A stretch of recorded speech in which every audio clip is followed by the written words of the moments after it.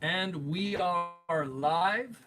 So today is going to be a little bit of talk about Siege. Today is going to be a little talk about modern day Transformers. But we have Hasbro, former Hasbro designer, design manager, senior manager, a lot of hats he wore over there.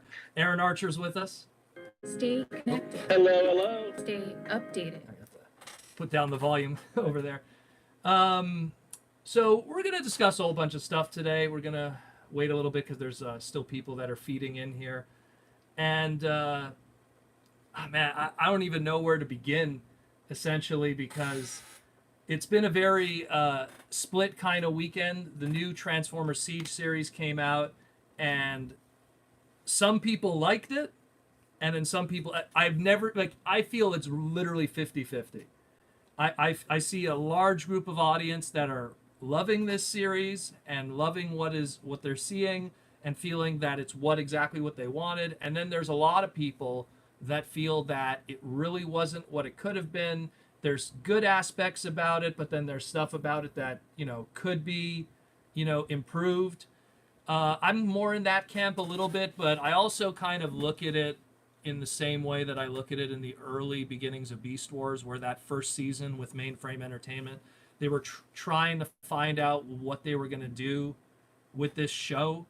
Mainframe at the time had only done Reboot, which wasn't really a toy-based show, so they didn't have experience in that. And we're gonna see. We're definitely gonna see what's going on. I'm two episodes in. Well, let me ask you this, because we haven't gotten your opinion yet. What do you think? Because it's crazy, because famous voice actors from Beast Wars have come forward and talked about it, and they weren't a fan of it. Oddly enough, again, I don't want to name names. You can look on Facebook. There's individuals that are very outspoken about how they feel about the series. It's three specific Beast Wars voice actors that were not really feeling it. Different walks of life of creative people. They like it or they don't like it. But I'm curious, you especially, what did you think of the 2 episodes you've seen thus far? Well, I think I've highlighted this in the past in conversation. I like creating new. I like creating different dynamics around the characters. So as I'm watching it, I'm feeling like I'm watching something I may have already seen. I just haven't seen it in this format. It hasn't shocked me yet. It's kind of, oh yeah, I remember this story. I'm not even surprised by what's happening.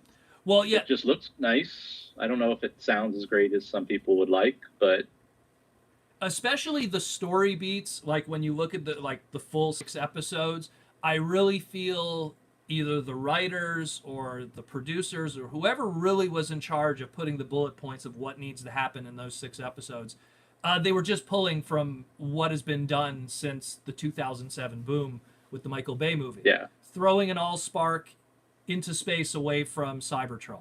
So that's not a new idea. It's actually been done in the past 3 Transformers series, with the exception of Transformers Prime. That's always like the beginning of that story. Using Elita 1, separating from Optimus Prime, they were clearly pulling elements throughout Generation 1's history and peppering them in there to appease to fans and stuff and go, hey, I remember that here. But part of me also felt that, and as crazy as this might sound, I almost felt like this wasn't even made for us.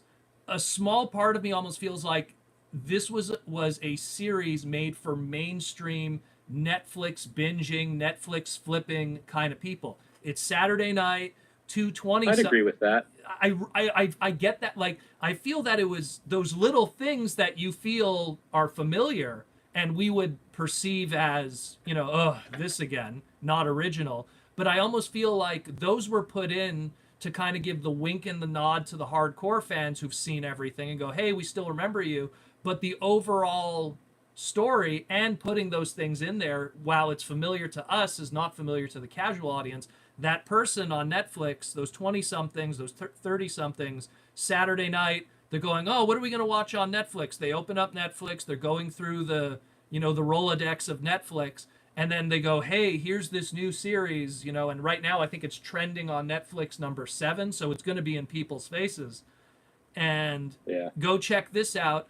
And I think Hasbro really made a big push with this because I feel that, and I discussed this in a previous segment, I really feel that the Robots in Disguise 2015 series really, I don't want to say it hurt Transformers and syndication and animation, but it didn't do well in terms of ratings and everything, and people weren't really watching it. People were giving the argument to me, oh, it ran for 3 seasons, and I'm like, you are aware that like some shows are contractually 52 episodes for Japan, so that then Japan has their 52 episode run. Yep. And when it's brought over here, well, not brought over here, but when it's packaged for over here, they go, okay, 52 episodes. We'll break it down into 13 episode seasons, or 26 episodes here and 13 there. They do that sometimes with a lot of different series, and people go, well, it ran for 3 seasons. It didn't run for 3 seasons. They just broke it up into 3 seasons, regardless of success or failure. I think only if it really bombed, they might have pulled the plug, but it didn't really do well. And I feel that go ahead. What were you going to say? I think we've seen it. We've talked about it. You've hinted at it. The trademark of the names, the overuse of certain characters, stuff like RID, and I'll even go back to what we were talking about last time with Armada. It costs too much time and literally money in some cases to introduce new characters and or new storyline things. I think RID suffered from them not. It wasn't their main focus. It was kind of just the next show, and it didn't. It introduced a bunch of new cool things, in my opinion. The animal-looking guys. Oh yeah, the whole Decepticon side was. I worked on that. That's the last stuff I worked on. My last 4 months was only on RID, and we were trying a lot of different stuff. And then I left, so I didn't really pay attention to where it went because I was, looking other directions after that. But I remember conversations certainly where it is harder to push the new characters in all ways, really, for people to fall in love with those new characters than it is in some cases just to stick with the tried and true or known. I think we're seeing that in abundance. We're kind of talking about multiple things. Why does Siege look the way it does, and what happened to RID, and what's the future look? Well, and again, that's why I feel that Hasbro, they looked at it and they went, okay, I think our primary goal is to target that audience that isn't 100% familiar with Transformers. They've heard about the movies. Maybe they caught 1 or 2 of them in theaters with a group of friends. Maybe they were confused by it. Maybe we lost a group of audience. And, we need to create some kind of unified brand, and we're going to create this Siege series that's, I don't want to say it's like a reboot, but it's just, we're taking what was old, we're going to make it new.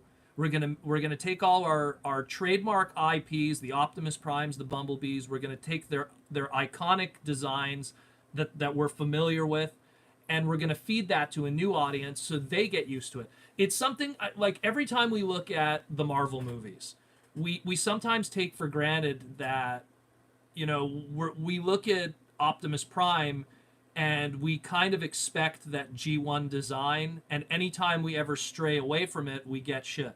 We get in trouble. But Marvel, as long as you put Cap with that star on his chest, you're good to go. As long as Spider-Man has that general silhouette of his design, you're good to go. And that's what they keep doing with Marvel, is that as long as they hit those beats with their iconic characters, and they could do whatever they want with their stories, because not everyone is a hardcore comic book reader. Not to mention Marvel's been around since technically Timely Comics with 1942, but 41.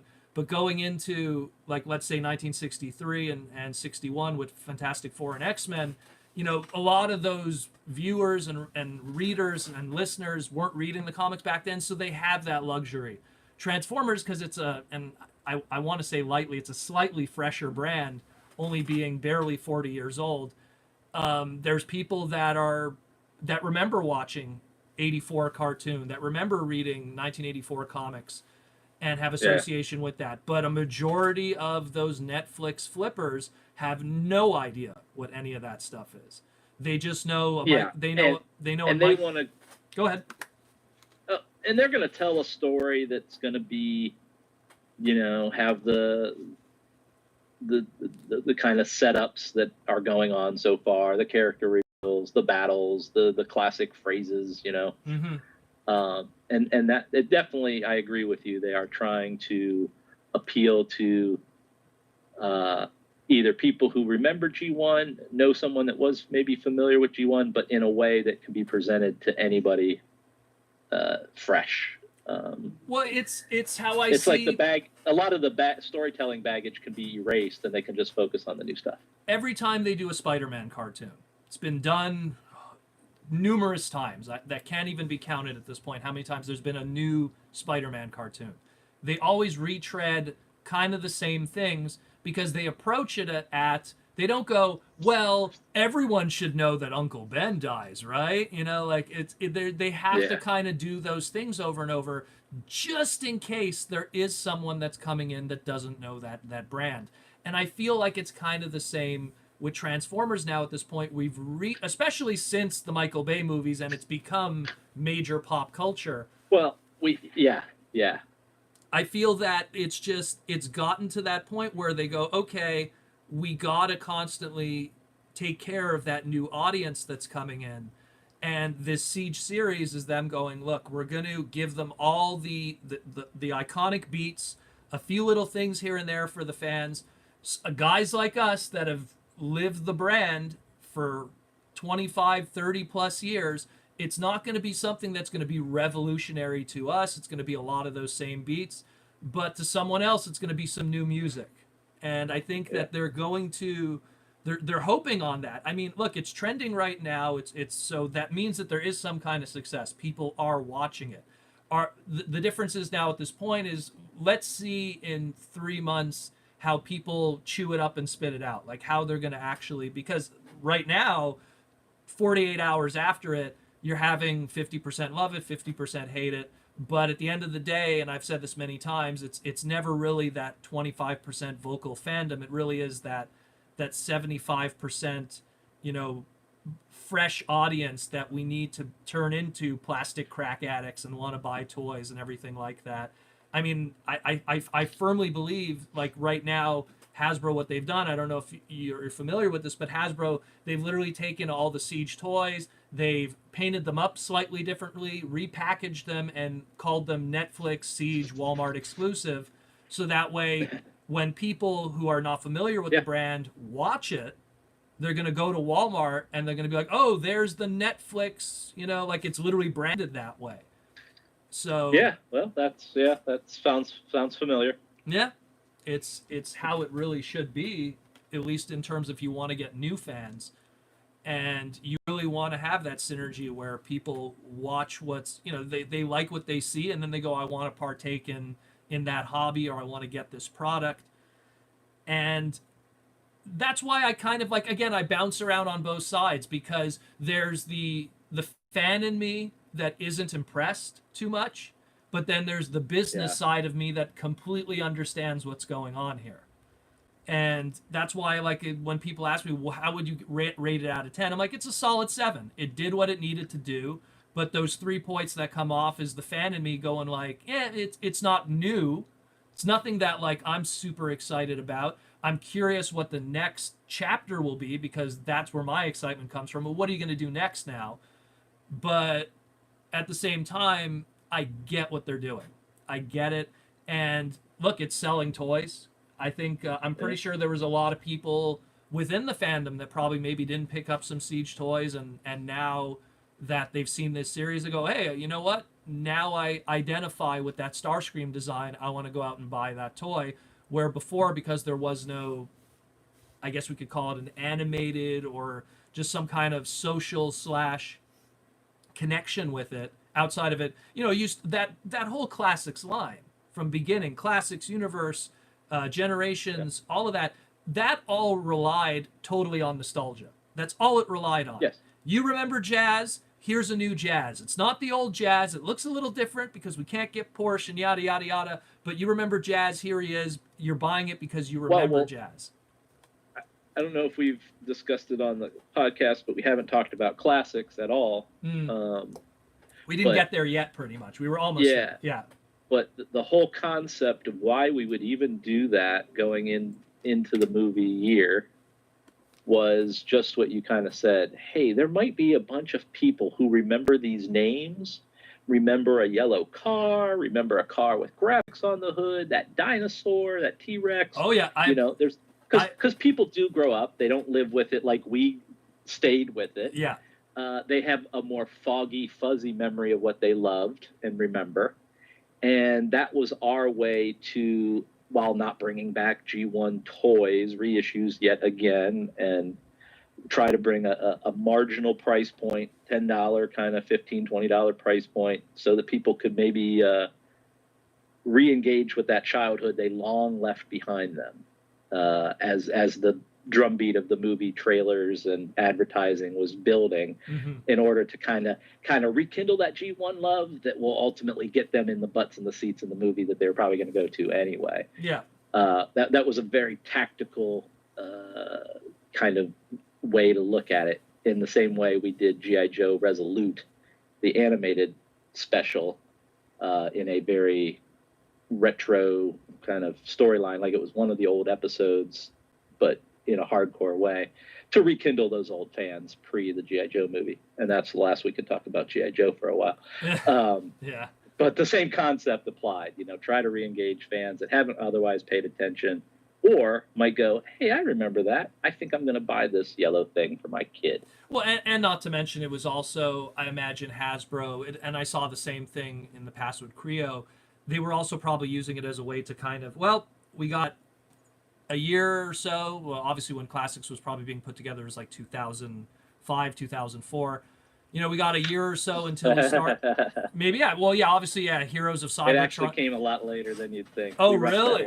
Really? Yeah. Because I remember there was the rumblings of Heroes of Cybertron, which was, God, what was that like? That was like 1999 or something.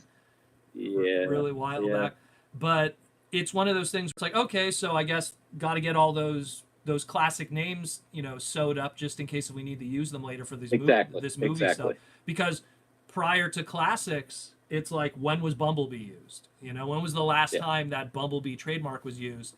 Prior to the movies using it, like, great, when was the last time Astro Train was used? Or who else was in that first initial? Obviously Starscream, but he showed up in Machine Wars.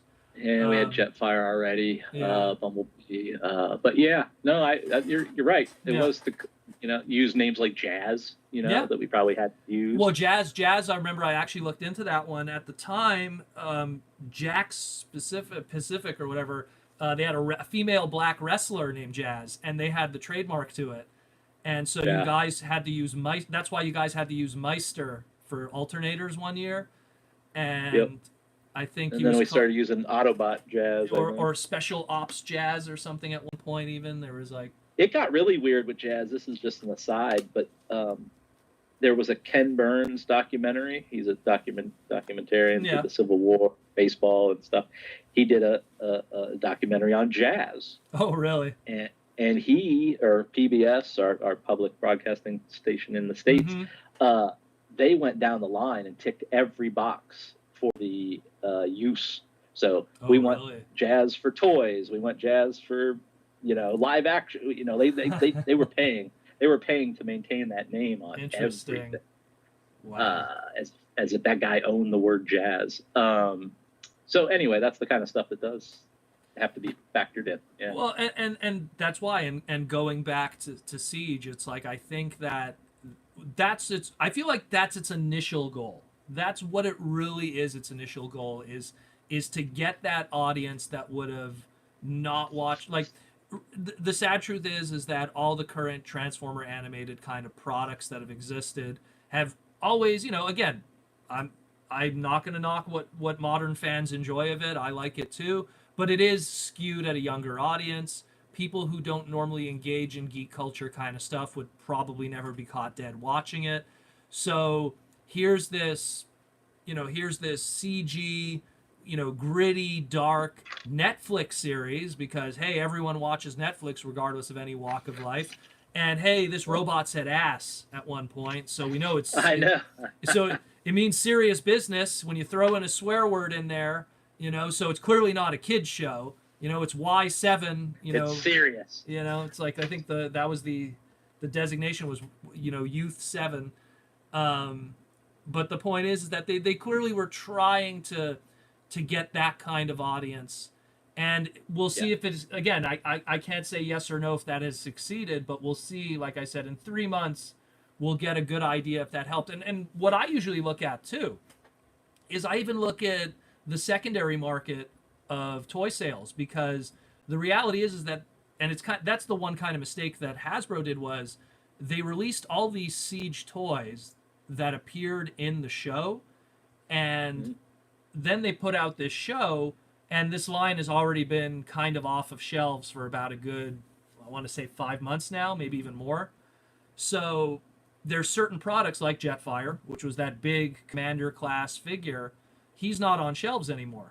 So I'm very curious, is that a figure that's going to spike in value in the secondary market, primarily because of how much of a big player he is in this 6-episode series? And that goes to, that's another thing too I wanted to get into, is the fact that it was a 6-episode thing, which makes it extremely bingeable. We're not telling a non-fan to go, hey, we need you for 13 episodes. We're not telling a non-fan, hey, we need you for 26 episodes. We need you to stay with this. We're telling a fan, we're telling someone who's not a fan, hey, it's 6 episodes, they're 21 minutes, you're watching a movie. It's 2 hours, So give us 2 hours of your time. It's like you're watching a slightly low-budget CG Hollywood Transformer movie. That's kind of what it is.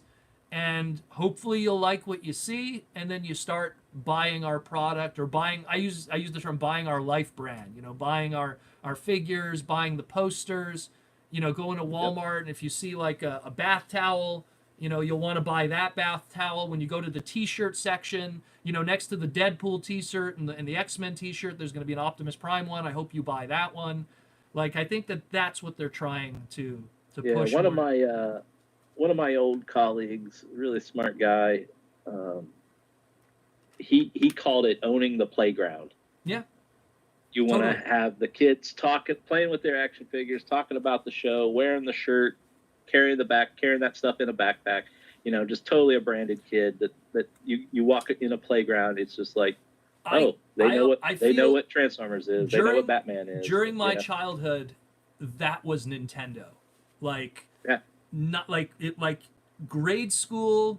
If I could pinpoint it, like 1989 to like 1992, Nintendo just owned. Like, here's the thing: it's just a box that plays video games. Yeah, it had a cartoon here and there, but just they were like the kings of. It's on a lunchbox.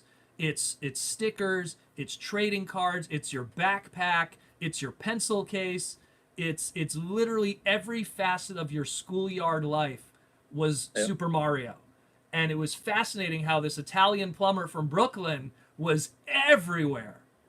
And they just somehow knew how to do that. And now they want to kind of do that with Transformers. And I feel they've succeeded since the Michael Bay movies. I mean, when those 2007 movies came out, we had like fishing rods and tackle boxes. I mean, every license imaginable, and you would know it better than me, like grabbed that brand in 2007. Yeah. Like every license, and that's how you guys make money. It's not even so much about, the selling of the toys, is the people that want to get their piece of the license to sell 1 million bath towels, or to sell 1 million Well, I would say it's all part of the project. Yeah. It's the toys really what has happened in the last 20, 30 years or even less. The toys are now just one slice of the pie, even for a toy company. Mm-hmm. The licensing is a big part of it. The partnerships with video game companies is a big part of it. Any entertainment they derive on their own and or license out in a feature film, that's a big part of it. A whole publishing plan used to be a big part of that. That's probably changed up a little bit lately, but it really is. The toys are just one aspect of the profit plan around story creation and maintaining your properties. Yeah. Well, Hasbro especially, I find that as you know, and I feel it's just an evolution of that business. As time has progressed, I see what Hasbro's doing now from financial decisions and mergers and stuff like that. Recently, getting E1 Entertainment. I feel like they're also kind of trying to build. They're going like, hey, you know, the future is streaming services. Like they look at Disney and how they're kind of this entertainment, you know, monolith that's just standing above everyone with we got Star Wars and we got Marvel, and if we didn't even have the mouse, we'd be fine. You know, like if we didn't even have them, like we have enough to last forever. And then they start their own streaming service, Disney, with these monoliths that they own now. And then they buy Fox, so they get all of that. They get Simpsons, and I think it's Hasbro just going like, how do we create something like that where we could have this umbrella? Yeah. Go ahead. I want to hear it. Yeah. No, I agree with you. I think I'll go a layer deeper. If you don't participate in the life of your own brands, you are going to get swallowed up. You know, Hasbro has a great set of properties. If they don't activate them, if they're beholden to other people always being the lead creators on their own stuff, eventually that doesn't work. You know, you may get some and you may not get others. You know, but if you're driving a goal of we want all our properties to have TV or 10-minute incremental entertainment or feature films, whatever it is, your properties become more valuable. You're not just being a toy company is not a good place for any company to be. Well, in this modern day, especially. Hasbro's fortunate. They have, They have franchises. They have established franchises. They've had great partnerships, retro stuff to, bring back out every whatever number of years, months. And that helps them not get swallowed up. I mean, everybody's talked about, how's Hasbro not get bought out too, but they've done a good job, I feel, when you look at other businesses that are more license based, to controlling their own destiny somewhat. They're not at the mercy of. They try not to be the mercy. Well, that but that is the reality of Hasbro, because when you look at something like Mattel that relied heavily on the Disney Princess brand for years, sure they got Barbie, but what has He-Man done for them lately? It's something where they've probably. Well, you have to try. We talk a course. lot about Transformers stuff not always working out. Yeah, of course. But at least Transformers keeps trying. He-Man, what the hell? I mean, I don't want to go off, but I could. What are they doing with that property, and why aren't they doing anything? Like it's either perfect or it's not coming out or something, because it is part of me feels with them is we don't know their financial situation. I bet you there's part of it. There's probably a bookie guy in Mattel just turning to like the CEO going like, look, I know you want to do it, but if we do He-Man and it messes up, we're done. I almost feel that that's part of it, where they're just going like, yeah, we could do this big He-Man push, but if this doesn't work out, we better turn to Disney and go, hey, come and buy us, I don't know, where they are well enough, and I'm not a super financial guy to know, but they may be better off just selling He-Man or partnering with a licensing company. him out or something even. Yeah, well, literally like, hey, we need a good movie, just and we're going to work really hard with some creative person that sees it in a common way, and we got to make this happen. Like, I don't know. That's what we did with Transformers, right? Michael Bay. We knew it would be visual. You just try, just go. It was I say that you guys were also very lucky, because toys weren't completely on the downfall in 2006. The iPhone just wasn't a thing just yet. Kids weren't, shifting their eyes to other stuff. Sure, like kids were playing video games, and that was already changing, but it still wasn't that world yet. It still wasn't the smartphone world yet. There still was kids who were interested in buying toys. It still was something that would show up on a Christmas list. And I feel like 2010, 2011 really was that turning point where the iPhone was just the number one thing on everyone's Christmas list. and now that big Transformer product or that big toy product, whatever brand it would be, wasn't getting a piece of that pie anymore from children. And again, I don't know the specific financials of how important that is, but when you put out, millions of Metroplexes out there, and a lot of them aren't purchased because kids are too busy asking for an iPad or an iPhone because that's the new hotness in the playground, not bringing a giant, action figure. And then next thing you know, Metroplex is in Costco, and Metroplex is in Big Lots, and Metroplex is in, what's that other one there? There's another like closeout kind of. Ollie's. Ollie's, there you go. Thank you. Ollie's. I got my Triptychon from Ollie's. There you go. So it's something where I don't know what was like. I don't have that information, but something happened around that time that made Hasbro go, "Ooh, we got to be careful now. We really do. We really got to be careful because we could go balls deep on some of this stuff, and it could really mess us up financially. Even though this is our brand that's doing so well, and yeah, they had Star Wars, but they don't own Star Wars, So there's other toys that were selling well for them, but this was their baby, and stuff was doing well and stuff wasn't doing well. That's why whenever people go like, "Hey, why isn't this happening or why isn't that happening?" It's pretty clear. If something is selling well, they'll keep doing it. The second something doesn't sell well, they stop doing it. They're a business. They will milk that cow until only dust comes out of it. And if they milk that cow and people stop buying the milk, they'll just stop milking the cow. And that's the same thing. Yeah. So then we'll anniversary the milk 5 years later. Oh yeah, well that's what'll happen. They'll be like, "Hey, people either get nostalgic for it." I laugh how when Armada came out, everyone was saying how terrible it was, how blocky it is, all of this stuff.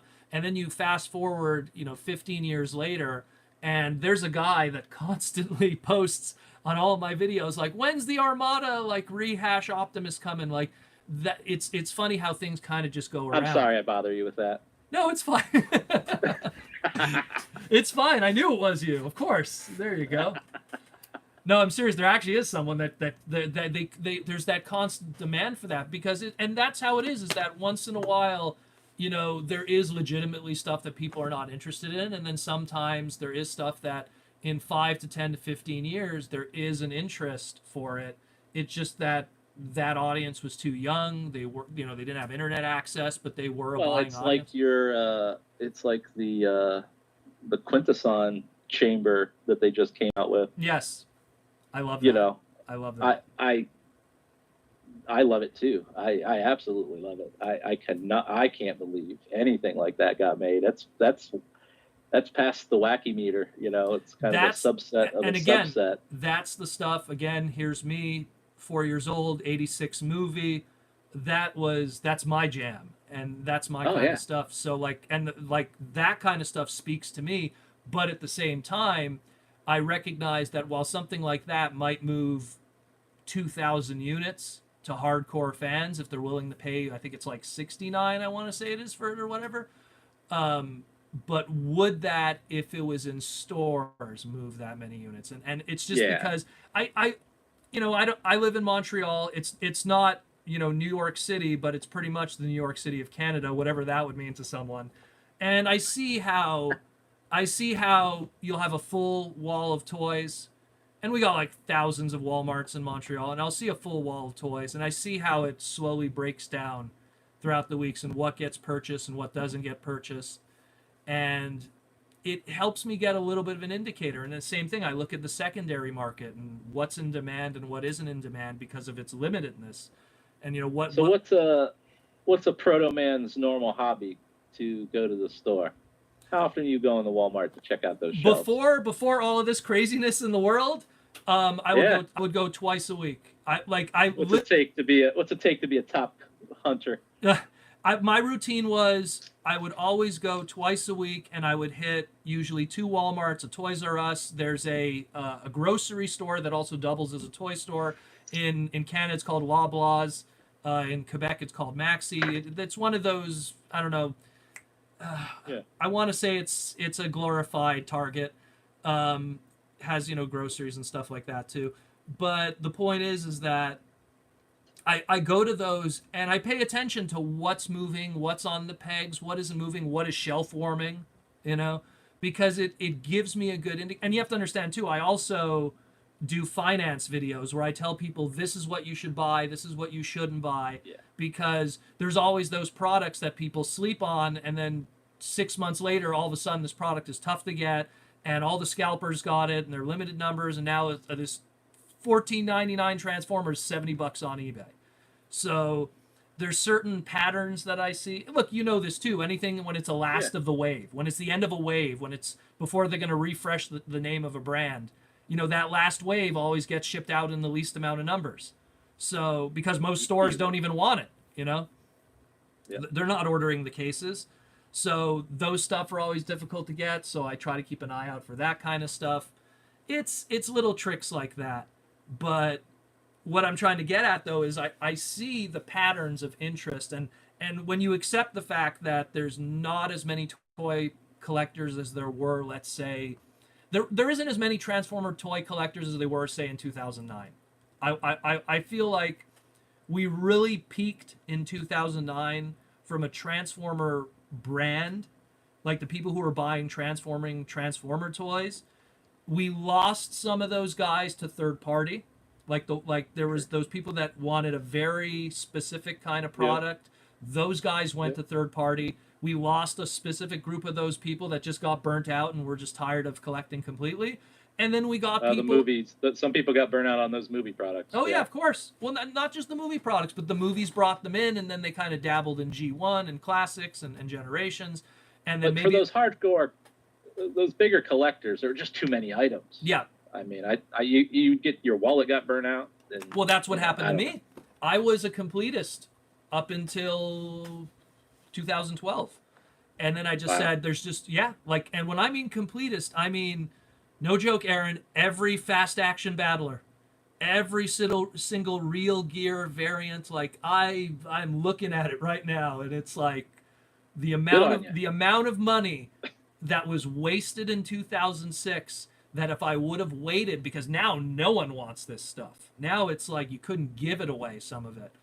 But back then, $14.99 a figure, where that same figure today is loose in a bin for like $4, you know?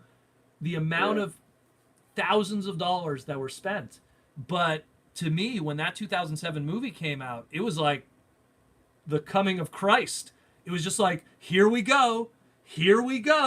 This could be it. You know, this is what we've been waiting for. This could either be, you know, like the X-Men movie and the Spider-Man movie, where it creates something, or this could be, you know, the Street Fighter or Super Mario Brothers movie, where this just sets us back 10 years. So who knows how it was going to go, but we wanted to see what was going to happen, and I was there to be right there on the front lines to buy all the product and support it.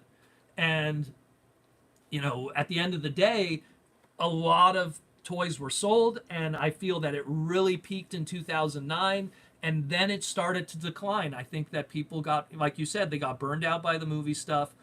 Certain factions of the fandom who wanted higher end figures or something, or they wanted a very specific kind of engineering, they looked more to third party, and you know, it started to diminish. And I also use conventions as a way to measure that, because you look at, same thing, 2009, 2011, those were those Pasadena BotCons in the West Coast that had those just, like, I wish I could ask, you know, Brian Savage or Pete Sinclair, what were the numbers on those shows? I'm really curious, what were the numbers on those shows, as opposed to, say, like when you did a Texas year, you know, like in a 2010, like, was it?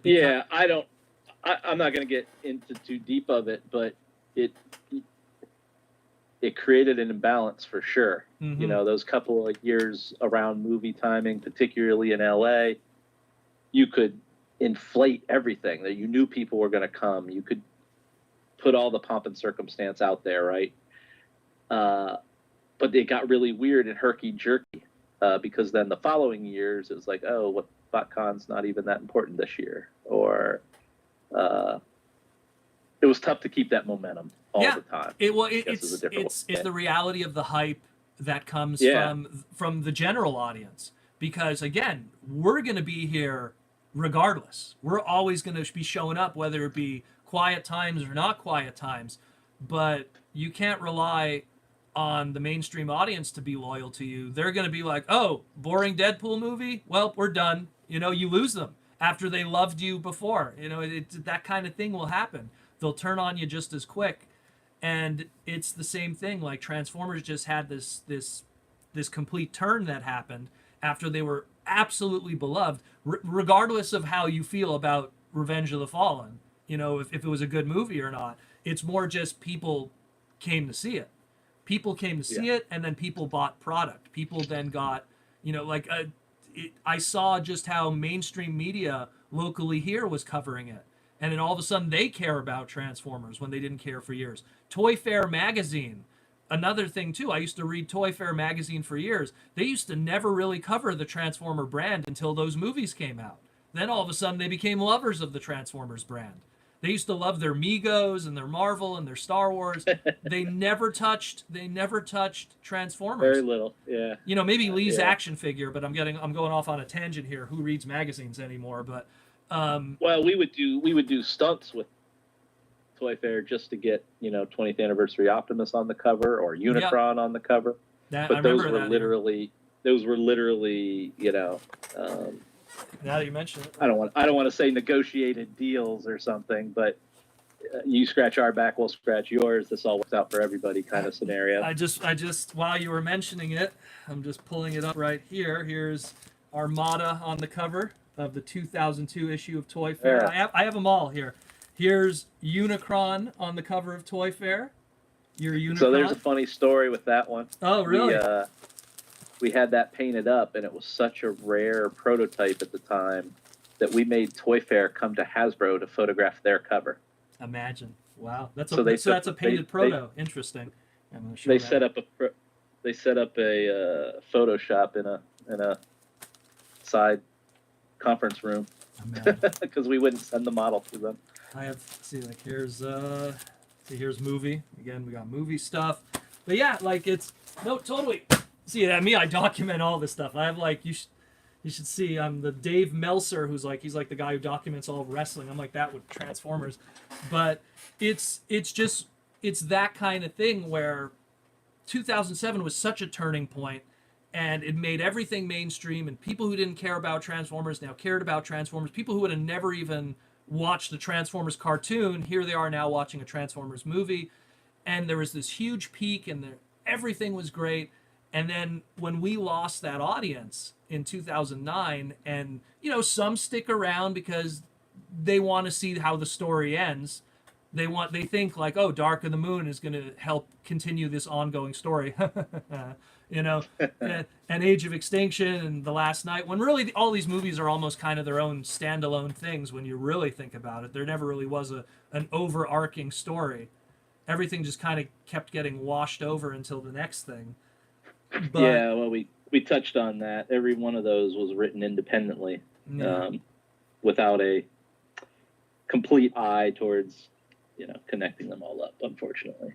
After the fact, connecting them up, but not building any breadcrumbs to build that up. Which is a shame, because, you know what, to give you guys credit, I think that at the time, Avengers was, you know, like, that Iron Man movie came out in 2008, and I think that if you guys would have had the foresight, like, let's say those Avengers movie had come out already, and you had that blueprint of what Marvel did, where that's how it got people to go see even those... Yeah, but I'll tell you, that's a decision Marvel made. You know? They wanted that. But I think that... what Marvel showed us, at least, was, hey, here's this Guardians of the Galaxy movie. Here's this cast of characters that has no credentials from the mainstream audience. There was no cartoon in the 90s. There was no action figures. No one has nostalgia for this group. Do you think this movie's going to do well? Why did it do well? Because if you didn't see it, you didn't get the ongoing story. It was almost like if you missed it, shame on you. Same thing happened with Captain Marvel. Same thing happened with Black Panther. All these ones that really didn't have, you know, that 90s pull, you know, yeah, Black Panther made a cameo in one episode of the Spider-Man cartoon in the 90s. You know, Miss Marvel, before she was Captain Marvel, made a cameo in one episode of the X-Men cartoon in the 90s. But in general, no one was going to go see those movies just based on their connection and nostalgic merit to it. They were going to see these movies because if you miss this movie, then you might not understand the next movie, and then the next one, then the next one. So it's a shame, because if they would have saw, and they, you know, they couldn't have because of the timeline, but if they would have had that kind of foresight and knowing what would have been, there would have been, like, how could you not see Dark of the Moon? If you don't see Dark of the Moon, I still think that it was more of a packaged kind of movie. Like, let's get Steven Spielberg and Michael Bay and, you know, this guy and that guy, and so it was a put together movie, not a storyline that needed to be told. You know what I mean? Let me ask you this: how no one was trying. Yeah. How influential was, say, a Spielberg? Well, probably less so Spielberg, but Michael Bay, to what they wanted to tell in terms of an ongoing story, even from a bullet point. Like, were they someone that said, "I want to go in this direction," or was it really to the writers' room and everything? Like, who really made those decisions that we want to make this kind of movie, telling this kind of story? Spielberg and Bay. Really? Interesting. Spielberg it's a story about a boy in his car. That car just happens to be a transforming alien. Okay.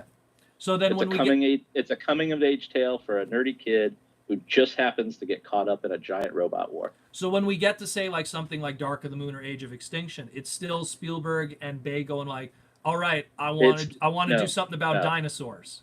No? Okay. No. So the first one is about a boy in his car. Okay. The second one is about that boy then going to college. Okay. And then the third one's supposed to be about him getting his first job. Okay. At the most basic levels, that's the only arc that actually exists in the series. The Shia LaBeouf character's growth from high school out of, you know, dating his third or fourth supermodel. So anyway, so yeah, that stuff was not baked in with what's going to happen with the Transformers story. So what kept happening is every movie needed some new, what I will call a BS Transformers MacGuffin. Of course. So in the second one, we're chasing the Matrix of Leadership, which really wasn't a good version of the Matrix of Leadership. And the first one, it's the cube that's kind of, you know, representative of several things. I forget what they were chasing in the third and fourth ones, but the pods for the space bridge. You know, and how that connection to why Earth is so important to the Transformers lore. Why do they keep landing here, being attracted to being here, staying here? That was the stuff that we kept having to sprinkle in to create the illusion of a continual story or building of this race of robots. But it was not a tactical, you know, here's what we're going to lay out over 5 movies. None of that existed. No one went from beyond the movie they were working on. And then we'd have to retcon how does that take the next leap forward in the following film. And so, in your opinion, do you feel that that's what really hurt it more than it? Like, what do you think? Like, you could probably sum it up in a few things, but what do you think really hurt the ongoing movie verse that they were trying to build? I do believe this. This is it's an unfortunate thing, and it's hard to quantify maybe, but that writer's strike during the early days of the second movie, they had the set pieces figured out. So, like, we're gonna battle on the pyramid. We're gonna have Megatron come up through the ocean. You know, these kind of big beat things. Devastator is going to be built. Optimus is going to combine and maybe fly or become armored. That was all part of these big set pieces, but those aren't story elements. Well, then the writers... Those are high spots. Yeah.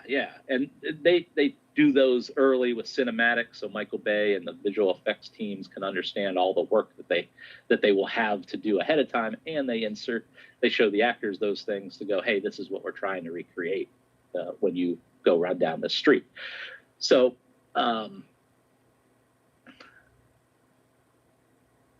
so when that writer's strike happened, that first movie did so well that the second one was on the calendar. And you know as well as I do how Hollywood works. They made the decision that in 2009, July 4th, we are coming out with another movie. Yeah. And then there's a writer's strike, so he was able to just keep working on those set pieces longer and longer. And by the time the strike ended, it was kind of too late to, get into the nuance of it all. And I believe Bob and Alex have already said that by then they were kind of getting out of it anyway. So I really think the second movie kind of fell in the rut as far as storytelling and depth. And then that just made the third, and it still did good business, right? Oh, it did great business. Yeah. And then I've always talked very respectfully of Michael Bay, and I always intend to. I had a good working relationship with him.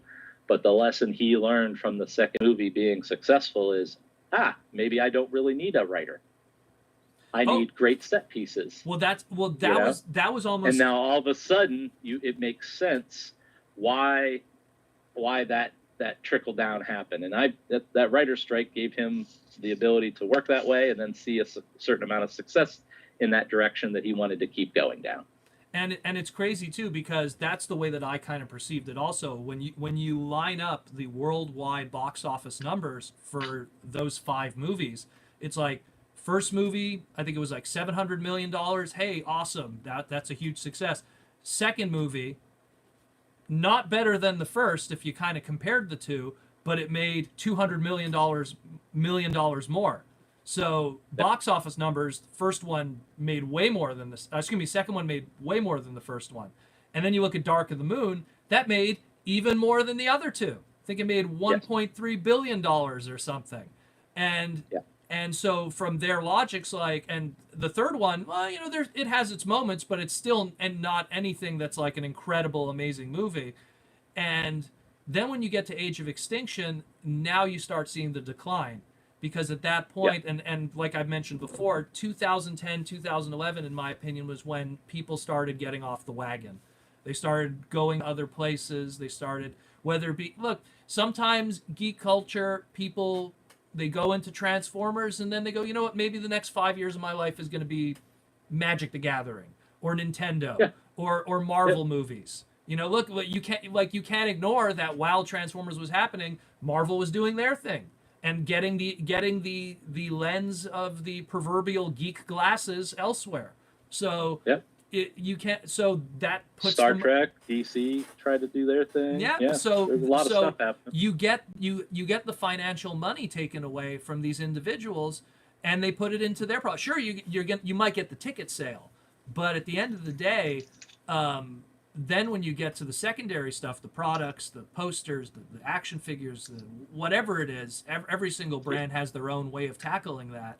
But when you have that takes the hit. Yeah, well, because when someone goes, wow, that first Star Trek movie, wow, that's going to really, J.J. Abrams, he brought back that brand. And then all of a sudden, people start looking at old Star Trek. People start liking Star Trek. People start tackling Star Trek. And I forget who had the brand at the time for the Star Trek stuff. It wasn't Playmates anymore, but whoever it was, they were making money from that small amount of audience that went to see that, who probably got off the Transformer bandwagon. Or when Michael Bay was doing those Ninja Turtle movies, even though they weren't successful, but there's always that small percentage that are going to be now interested in that brand because of a big Hollywood movie. It always happens. And there's factors beyond that. Sorry. Go ahead. Like, I'm not going to talk in literalness, but in generality, Michael Bay makes a certain amount of money on certain aspects. So there may be things that he is willing to do. He might make some back end off of that. And there's other things he doesn't need to think about because it doesn't help him get his job done, that we could have really used. So, everybody, one of the big things that fans always like, well, why couldn't it have been better? Or why couldn't this have happened? And it's like, it's a weird truck to be driving. Well, I can 'cause imagine. no one's driving a movie. Yeah. Well, there is no George Lucas, at least like during that time, you know, for the Transformer brand. There was no one guy who held the proverbial matrix that drove that brand and made all those important decisions. It was kind of a mix of things, and some crazy individuals and some egos were probably also getting involved, and then there's the finance of it too, and I can only imagine. We could spend a whole hour probably talking about how corporate creativity around licenses and licensing is very different than J.K. Rowling writing a book that becomes a giant franchise. It's like we're constantly building the house while we're racing around. We're building the racetrack while you're constantly racing around it. Yeah. In a car that changes every year and a half. Imagine. And it's very weird because it's not natural. It's not how you should tell stories. It's not how you should have character growth. It's not how you should have. How do you find your most important elements of nostalgia if it's so fractured, you know, to then replicate? And it's very frustrating because I couldn't explain to Michael Bay. One of the things I always wanted to do was that sequence from the animated movie where Optimus rolls up over the hill in the truck mode and then transforms, jumps up, and shoots the blast. Which they ended up doing in the Bumblebee movie. They actually ended up giving us that shot. I tried to get that in movie 1. I tried to get the Jazz commercial bumper, you know, where he's come sliding in. Aaron, I've said this for years. That was a man that you should have given the G.I. Joe brand. Like I felt like he was that was the brand that I'm pretty sure if you would have never brought Transformers to him, like the thought never crossed his mind, it was never brought to him. If he was brought G.I. Joe with all that army stuff and all his those army connections, I feel that that would have been the brand that and it's in another timeline, in another world where Michael Bay did the G.I. Joe movies. Who knows how that would have turned out?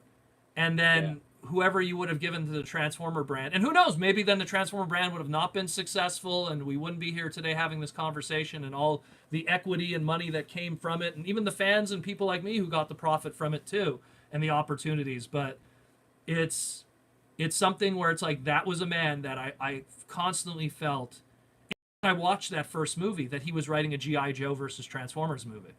Like I looked at Josh Duhamel and I'm like, there's Duke.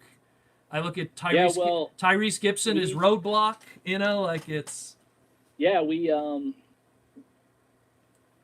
this is one of those natures of Hollywood. You know, different producers had the different those brands already locked up. So the idea of bringing them together in a movie universe would have caused a little friction. But we did think about after the fact, like, wow, wouldn't it have been better to have Josh Duhamel's kind of secret little military team be the catalyst for then what becomes G.I. Joe, whether that's the full G.I. Joe or just an entry point. Nest becomes G.I. Joe. I know Tyrese pitched a werewolf character to Goldner. Are you serious? Werewolf character? Well, that was like his code name. Like okay. I was about to say, I'm like, what? Okay, that's kind of went left field there. He's like, this week could be G.I. Joe's. I mean, he was pitching it. So it was definitely there, but not how that rolled out. Interesting. And that's why, like, he's someone that we have to give credit where credit is due. Whatever he did and however he mixed that soup, it worked with that mainstream audience. It really did. It might say a lot about the tastes of the mainstream movie audience. Mind you, a lot of those numbers do come from China, and they do come from international ticket sales also. But I mean, people always say, like, they love that Bumblebee movie. They love it. Oh, it's such a great movie. It's easily the best of the movieverse movies. But at the same time, it's also the one that made the least money. So there's something in that soup that Bay created that made money. That it wasn't. Look, it wasn't Shawshank Redemption. It wasn't Schindler's List. It wasn't, you know, Shakespeare. But there was something there that it spoke to a very specific audience that made them come back again and again and make those ticket sales over and over. Well, the thing with, I mean, I'll acknowledge it. The thing with Bay is he is a master visualist. He Yeah. knows how to use the camera, move the camera, make exciting,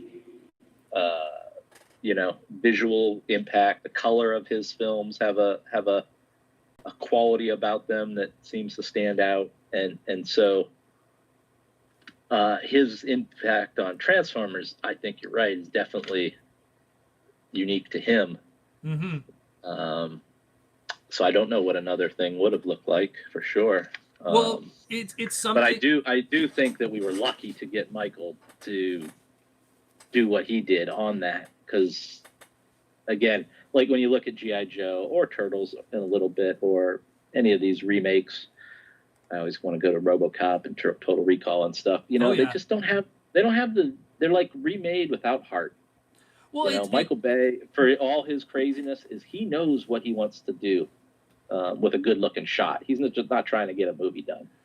It's also when you're talking about stuff like RoboCop and Total Recall, those are brands that have, in all honesty, like those are brands that when you look at what exists outside of their initial success, like let's focus on RoboCop. But I'll add Aliens and Total Recall. Aliens. Yeah, Aliens is a better example. They remade all of them poorly. But Aliens is a better example, though, because Aliens was something that it just didn't really... Because RoboCop, the problem with RoboCop is it was one really damn good movie. And then everything that came afterwards was trying to be even half as good.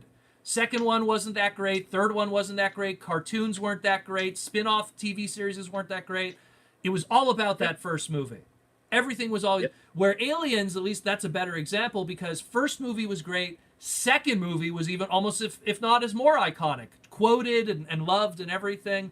So, and which led to when people make merchandising of that, the Xenomorph franchise, we'll call it, or whatever, they pull from not just the first movie, they pull from the second movie, they pull from crossover video games. There's a lot more going on there. Aliens is a much better example. Where RoboCop, it's almost a horror movie.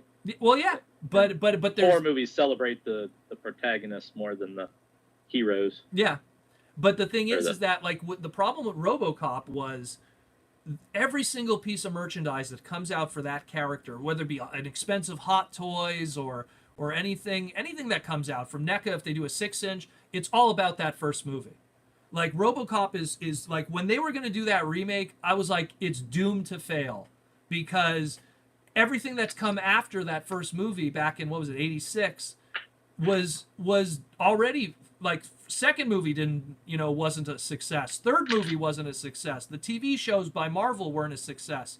The toy lines that they would always put out there, the Alpha Commandos or whatever, wasn't a success. Nothing of RoboCop was ever a success outside of that first movie. But he was such an iconic staple, such a piece of 80s paraphernalia that people just kept trying over and over and stubbing their toe every single time, that when that remake was going to happen, it's just me going like, what are they going to do? What are they going to do? Well, I mean, we're getting pretty far into the weeds, but I think it comes down to, I wish they would have somebody who really beloved these properties when they decide to then remake them.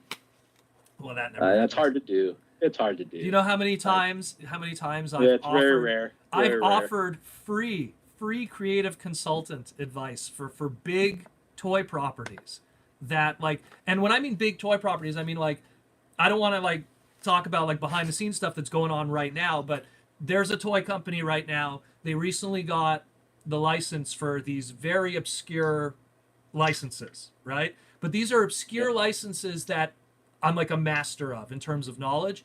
And I've offered to them, look, I'll be able to tell you what your first wave could be, where you'll be able to make it to a second wave. You know what I mean? And no, thank you, sir. It's okay. No.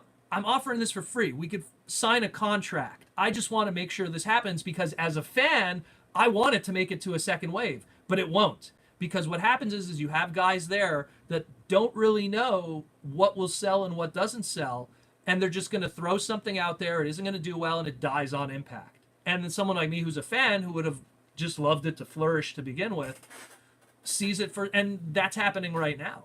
That's happening right now. I don't want to say who it is, but it's like Yeah. it's happening right now, and it's going to die on impact.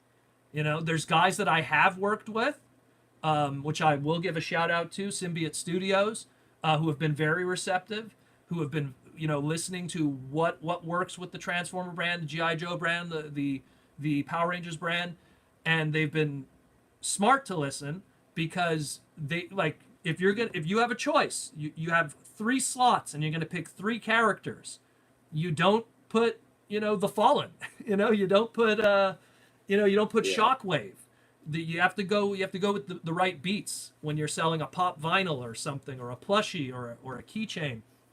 And some of these companies, when they have the big license, when they're going to make that big movie, they miss all the beats. They miss everything. And then the final product comes out and it's a goddamn mess. And then they go, I don't know what happened. I guess the audience just isn't interested in RoboCop anymore. It's not that they're not interested in RoboCop anymore. Is certain things you just can't get those beats. It's very tough to do. Yeah. We talked a little bit. I'm a 82, 84 GI Joe fan, you know, from back in the day. I read the comics, I watched the show. That I'm probably a more knowledgeable vintage GI Joe guy than I am Transformer guy even. And it was quite hard to work with all the players of those 2 movies when in fact they didn't know GI Joe, they didn't care about GI Joe, we didn't have the right attitude around what GI Joe could be. And imagine, and it was, as a fan, it's just like, okay. And all you have to do, but that's the Cobra Commander mask. Okay. Yeah, and all you have to do now is, if you could ever see those guys again, you could look them in the face and go, you had The Rock and you still failed. The man moved a Jumanji. Daniel, they didn't fail. The guys I would talk to are rich anyway. Well, yeah.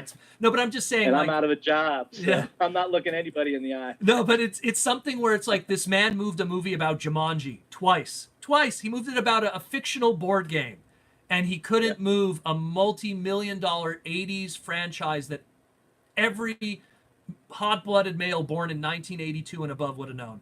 You know, like that's unbelievable. Well, and now the nature of The Rock and the deals he makes, unless he wants to make a sequel, I don't know if they were going to make another G.I. Joe movie.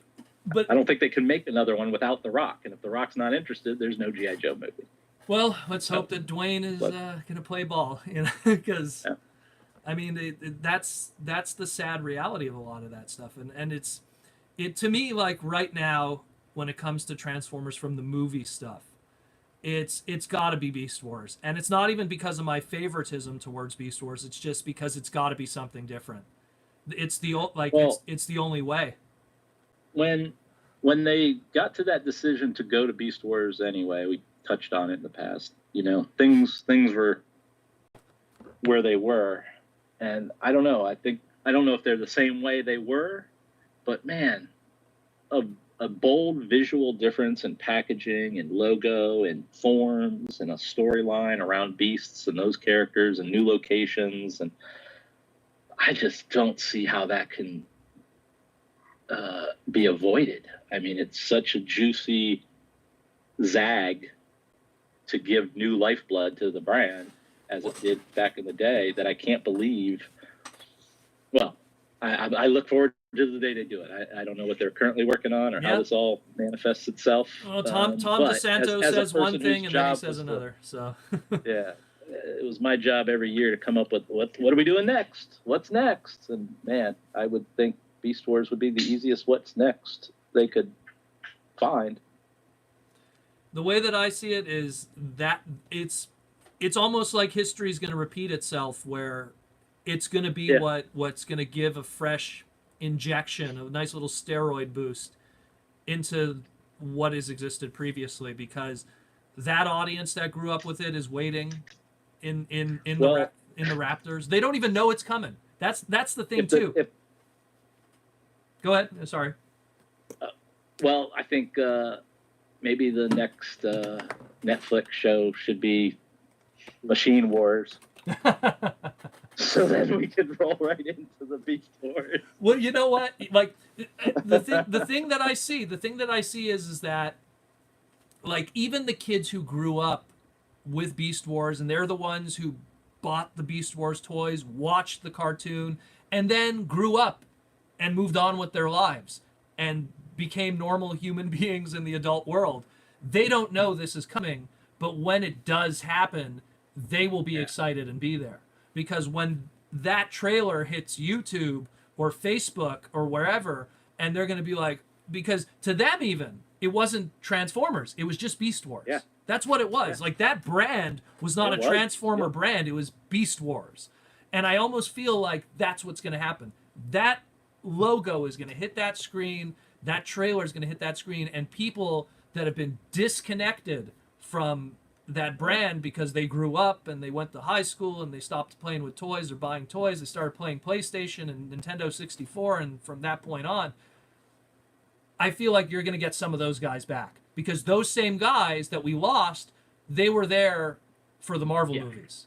Those guys were learning who Thanos was. Those guys were there and watching those things. Maybe buying a pop vinyl once in a while. You know, maybe buying a T-shirt they saw at Walmart. But we lost them back in 1999 when Beast Wars ended. But we might get them back now. Yeah. Well, from my toy knowledge too is, yeah, you're going to get those people back. But man, there's a hierarchy of visual forms that kids understand. Mm-hmm. And, you know, they understand sports cars look a certain way, tough trucks look a certain way, and might convey a certain amount of character. Every kid, by their nature, likes gorillas and bugs and dinosaurs, polar dinosaurs, and all the things that Beast Wars can give are inherently kid things, you know?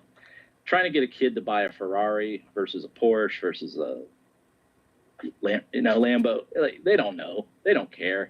It's only a particular type of kid that really gets into that. Yeah, but they all know. It's a red car versus a blue car. You know, they don't really. Yeah, I love a cheetah. You know, I'm fast and I love it. I'm going to like that guy. You know, it has a whole different set of triggers animals do for storytelling and purchasing. That I don't know how they can avoid soon.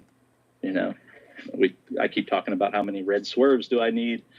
I would love to have a red Razorback, you know? Yeah. But that's where I feel it's going to be going, and I'm just really curious what's going to happen, because now we have Siege. Siege is done. That's going to be, in my opinion, that's what's going to be replacing television Transformers in the immediate future, anyhow. Yeah, no, I heard your comment on that. I can't disagree with you there. I feel that, especially if this in the end is, well, it looks like it from the numbers, but if this is like really successful from a numbers standpoint, regardless of like criticism, Hasbro's going to double down on that. They'll be like, oh, okay, because then Netflix is going to go to them and go, hey, this thing got watched a lot. We need another exclusive series. You know, obviously they're locked in for a trilogy here, but that's only like, I guess, another 6 episodes, and then another 6 episodes after that. Hasn't been confirmed, but they might definitely go back to them afterwards, in the same way that like a comedian puts out a special on Netflix, and if it does insanely well, they come back to that comedian and go, hey, we want another one. You know? Yep. So if Hasbro, you know, until Hasbro does what I kind of feel has always been their end game, until they start their own streaming service, which then they won't need Netflix. But I still think that's a long way to go. I still think that they need to, they really need to build up their other brands beforehand before they do anything like that. Which, sure. Yeah, sure. Which unfortunately isn't there. I mean, we all know that Battleship movie, how well that did. Yeah. Well, you know, again, I'll talk out of turn a little bit on that one. Again, very dynamic director, known for his war movies and his real live action kind of portrayal of all that kind of stuff. He had a very difficult time making a alien sci-fi movie within those military construct. He forced all that fantastical out of the movie because he didn't believe in it. And then you end up with kind of non-invasion movie, right?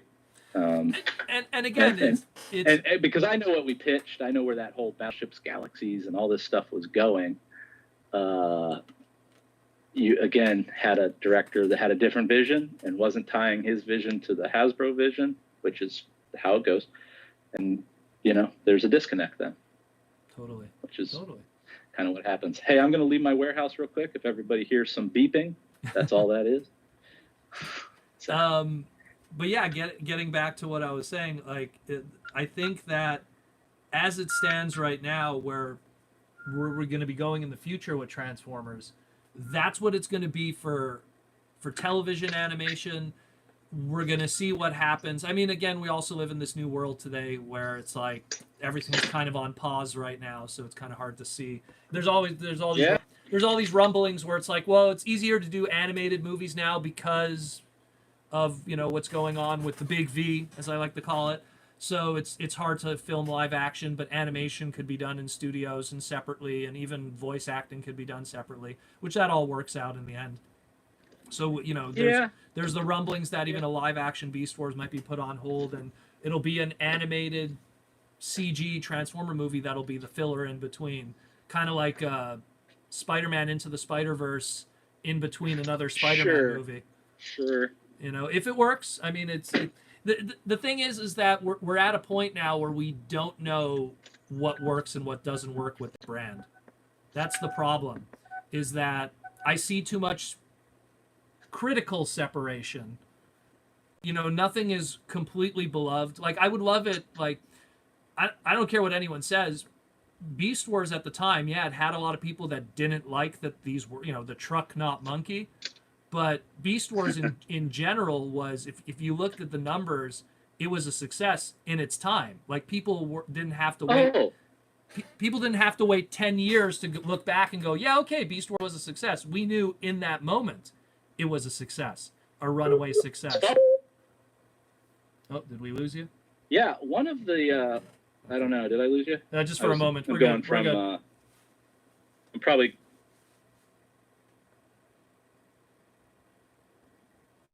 No, we're losing you. We're losing you. When I moved to am I? Yeah, well, you got in the car or something? Yeah, so that might not work. All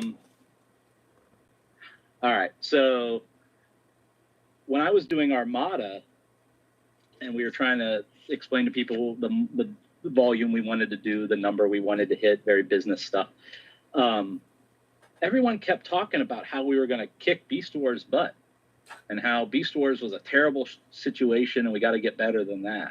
Because these were all new people and they all had decided that this old thing just wasn't, must not have done well in some capacity. I had to stop and remind everybody. I'm like, because I was there. Yeah. I'm like, actually, Beast Wars did quite well for Transformers and the perception of that brand. And the show was kind of a critical hit because it was so unique.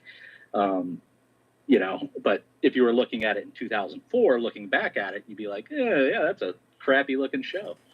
But Beast Wars was huge for the Transformers brand and Hasbro, and it was a good time for them to zag, and the writing on that show was paramount, and no, really important. Totally. It's and that's why, like, I feel that people they kind of forget what happened back then and what really was successful back then, and they have to kind of look at, all you have to do is look to the past to see like what kind of stuff worked and what didn't work, and it's always the same thing. Like, Beast Wars came off of G2, which was Transformers at a low period. Oh, we're losing you again. Sorry. It's okay. It's just that, and now, like, I feel we're not at a low period, but we're at a confused period right now. I feel like Totally agree with that. we're at a period right now where Hasbro doesn't really know what they want to do with Transformers. They know what is iconic. They know what is Optimus Prime, what is Starscream, what is Megatron, but they don't really know what is the formula that is going to be not like easy success. Oh, well, we'll make money. But I mean, like really good success. And that's why they've just been playing it safe. Every single, like, if you line up the past Optimus Prime designs in the past 5 years throughout the different continuities and even the movies, they've all now aligned themselves with the G1 Optimus Prime design. They've all went, you know what? We're just sticking with this right now. Two square windshields on the chest, square box, and we're sticking with that. And it's every version from that point since. Whether it be Cyberverse, whether it be the last two, like even Age of Extinction, the Last Night, going into the Cyberverse cartoon, going into the Bumblebee movie, and whatever we're going to have afterwards. I'm just turning my head, looking around, like whatever's going to come afterwards. But they're going with these safe designs. They I think the term they use is called the evergreen design. That's what they're calling it. And there's no more risks. No more like we're gonna mix up the Optimus Prime design, and we're gonna do something different. No more, or maybe we might not have Optimus at all. Maybe we could do a movie without him at all, which is like. Well, I'm just gonna speculate here. Go ahead. One of the things that I got to do, obviously, I got to create a bunch of different designs for whatever character I wanted to. There gets to be an internal fear that if you change it too much, maybe those people that are here today will leave. Oh, you get kind of scared. And we were talking about the idea of building the mansion is easier to do than maintaining the mansion. Mm-hmm. That's a perfect example of, well, people now accept Optimus. We got him back to the G1, and okay, but let's keep doing that. Because if we change it, they might leave, or we'll hear something negative that we don't want to hear in the PR department, or I don't know. Part of that, it's weird. The thing is with that, in my opinion, is part of that dance is you can't succeed without failure, and what that is you have to change it for it to be different. You take the risk where the risk is failure, but even if it fails, then you create the redemption. Which is because if it does fail, then you're going to have people going, well, I want old Prime back. And then when you bring it back to them, hopefully then there's like a celebration. And well, I would also say they're not telling unique, I'll use Optimus. They're not telling unique Optimus situational stories anymore. No, of course He's not. the leader. He's a truck. He, does what he does. He's not... his toy isn't being reflected in the fact that, in this show, movie, whatever, Optimus is going to go to space. So he's going to be a red space shuttle. Mm-hmm. There's none of this, we need a power-up situation. So we're going to have these little vehicles that he can control, like Wheelie, that are going to combine to him and become, Energon Optimus or something. Like there's all those things happen because you have a tactical goal around telling a character's story, and the clothes you put him in or her in reflect that action. And that's why you have Lava Suit Batman and Jungle Pursuit Batman and Road Rocket Batman. And you would know from that world, yes, I would. And you could change the colors and have a solid storyline with the character intact. Batman's a rich dude that has a lot of skill and know-how and is going to figure out how to beat bad guys. That gives you permission to build anything. Optimus is the leader of this transforming aliens, group. He's made of red material, but he's always a big, solid, hunking something. He doesn't have to be a truck, but if you're worried about protecting your marks, protecting your brand, maintaining the classic look, the evergreen look, well, you're not going to have story points to make where he goes to space or needs to become something different because you're afraid of that from the beginning. And that's where, and that is a scary place to be. That's why you use the word confused, because they're going down the path that they know that has worked, but someday that won't work. Well, think about it this way, and we somehow find ourselves back talking about Beast Wars here. You gave them Truck Optimus with Generation 2. Heck, you gave them practically a reissue of the original Truck Optimus with Generation 2. It was the original 1984 toy, new trailer, little voice box in the back there. You give them that. They were already burned out at that point. It was 1992. They were buying Power Ranger toys. Then you give them a monkey Optimus. It's not the same Optimus, but it's a monkey Optimus. And obviously the hardcore older fans, they hated it, but the world loved it. That's all that really mattered because of how different it was. Then and it was a different story, and then you gave them Truck Optimus again with Robots in the Skies car robots. And this is now Truck Optimus has been gone for... But it was Fire Truck Optimus. It was Fire Truck Optimus, but he was gone for 5 years. You know, he's been gone for 5 years at this point, so if you want to count Laser Rod Optimus Prime from 1995, which is a long-nosed truck with flames on it. Isn't that ironic? Yep. Isn't that? How that all goes around. But the point is that we gave him that one, and it, you know, Robots in the Skies had mediocre success. It wasn't like crazy numbers or anything. It was the filler, and it did its job in a lot of ways. But then when Armada came out, we gave them Truck Optimus. He didn't have 100% all the beats of a G1 Optimus Prime design, but we did give them a Truck Optimus, and it shows that you could return back to that after 5 years of Monkey Prime, and people will be able to come back to it. And then after 5 years of that, and I've always felt that I think this is the biggest problem that we have right now, and I was going to save it for a segment, but I might as well say it here too, is that it used to be back in the day, the Transformer brand would go back and forth between creative minds around the world, meaning like G1 was a Western idea, like the story, the concept, and everything, and it went for about 3 to 5 years. I'm not saying the toy line, I'm saying the story. Then after season 4-ish, season 3 ended in G1, Japan grabbed it, and they did Headmasters, Master Force, Victory Zone, and they did their thing for like 5 years. And then G2 happens. The Western world grabs it. They didn't really do anything with it. There's the comics and stuff by Marvel, which ran for a year, but they didn't really do much with it. But then Beast Wars happens, and that's Canada, but we'll say Western. They did something for 5 years. They did Beast Wars and Beast Machines. So it went west, then it went east, back to west. The Unicron trilogy. Then Unicron trilogy, back to Japan again. East, west, yeah. And so Unicron trilogy, and then here's where the problem happens. 2006, Cybertron ends, Galaxy Force in Japan. The West gets it back. 2007, Michael Bay movie, animated, 2008. And they never gave it back since. That's the problem.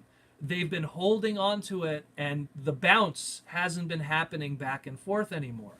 There's no more Japanese-only created fiction. It's just strictly... And the only reason why... And it's not to say that I don't like the Western stuff, but it's the same thing. You got to mix it up. Even if it doesn't do well, you got to mix it up. You got to go back and forth with it, where it's literally been Western created media, Western created fiction from a Japanese...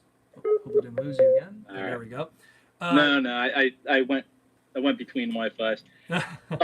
Yes. Well, what? And if I do bounce out, sorry everyone, I apologize, but I got to get home. What happened there was also, I will add, I agree that Hasbro kind of took over and the movies kind of became their own monster to deal with. But even the TV shows. The toy industry, but the toy industry in Japan, I know you follow that whole industry, and Japan's population decrease. Yeah, you are right. I see where you're getting at. The increase of video games and other things. Takara almost would have a tough time, even with an ideal situation for them, I think, to put too much Transformers stuff out in their market right now.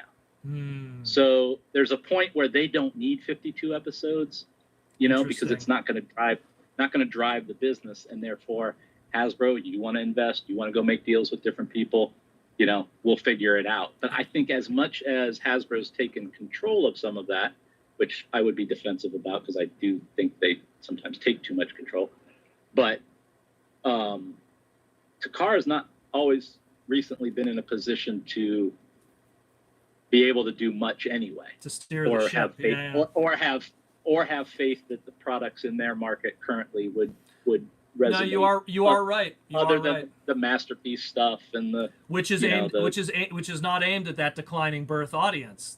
That's aimed at that adult audience that's already hammered in there.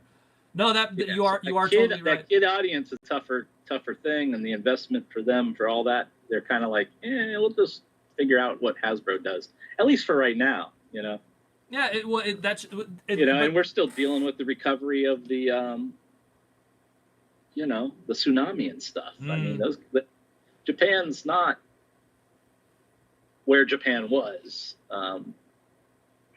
So there's layers of factors. No, you're right. I should have logically factored in the birth rate. That is true though, because that's something that I've seen that game of ping pong for years, and then it's like the ball just got stuck on one side, and it's been there for a while now, and it was just me going like, you got to throw it back there for a bit. But now I understand why that hasn't been the case. That is true though. It's for them to kind of to invest in a Japanese created line, which would number one, a 52 episode series for not syndication over there, but for a run over there.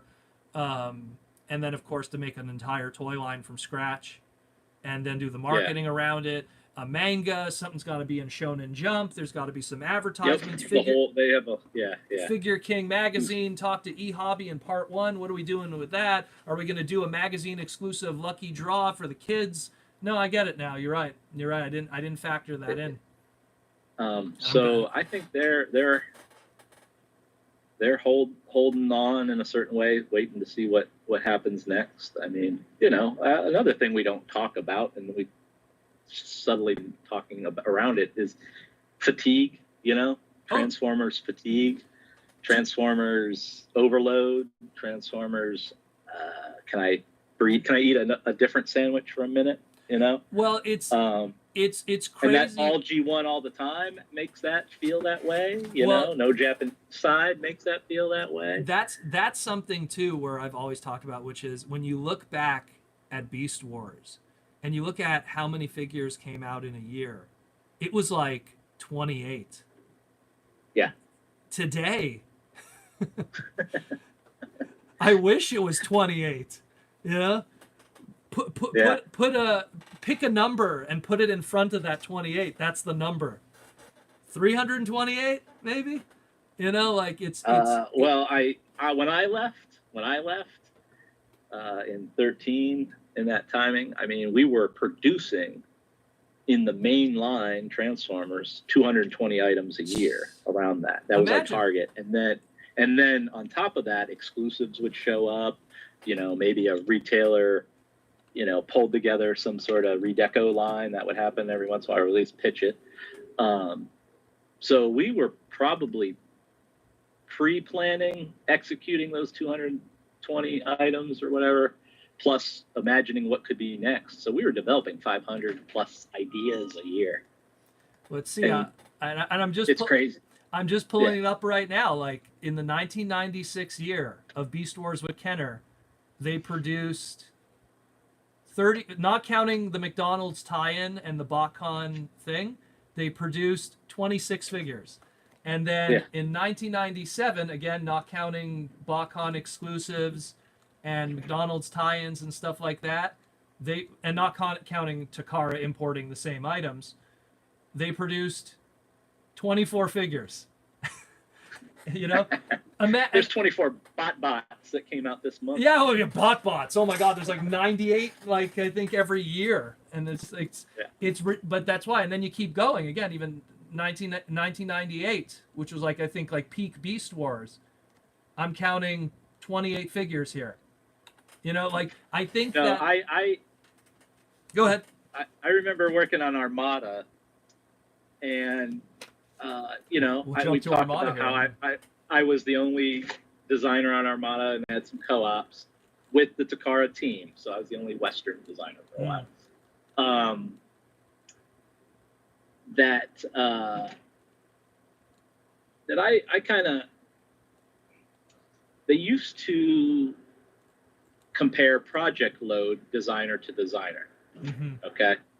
And a Transformer project is a very different project than some other action figure projects. And during Armada, I tried to make the case to my boss. I'm like, you realize I'm designing 2 robots for every package. In some cases, more than that.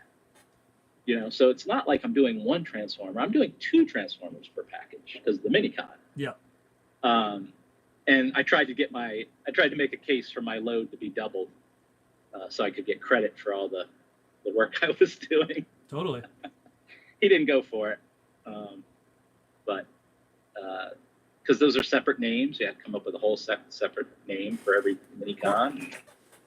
You know, it's like another character. 2 different trademarks, everything. Yeah. So it was a lot. Well, I just pulled it up right now. Like 2002 Armada, with the exception of like there was some little tail end of stuff of Robots in the Skies, Cryotech and Air Attack Optimus Primal were at the end of that. Yeah. But otherwise, the Armada product itself, a grand total of 28 items. That's it. You know, and a role play Laserbeak, role play Star Saber sword and Dark Saber sword. We don't talk about the swords. Yeah. we don't bring those up.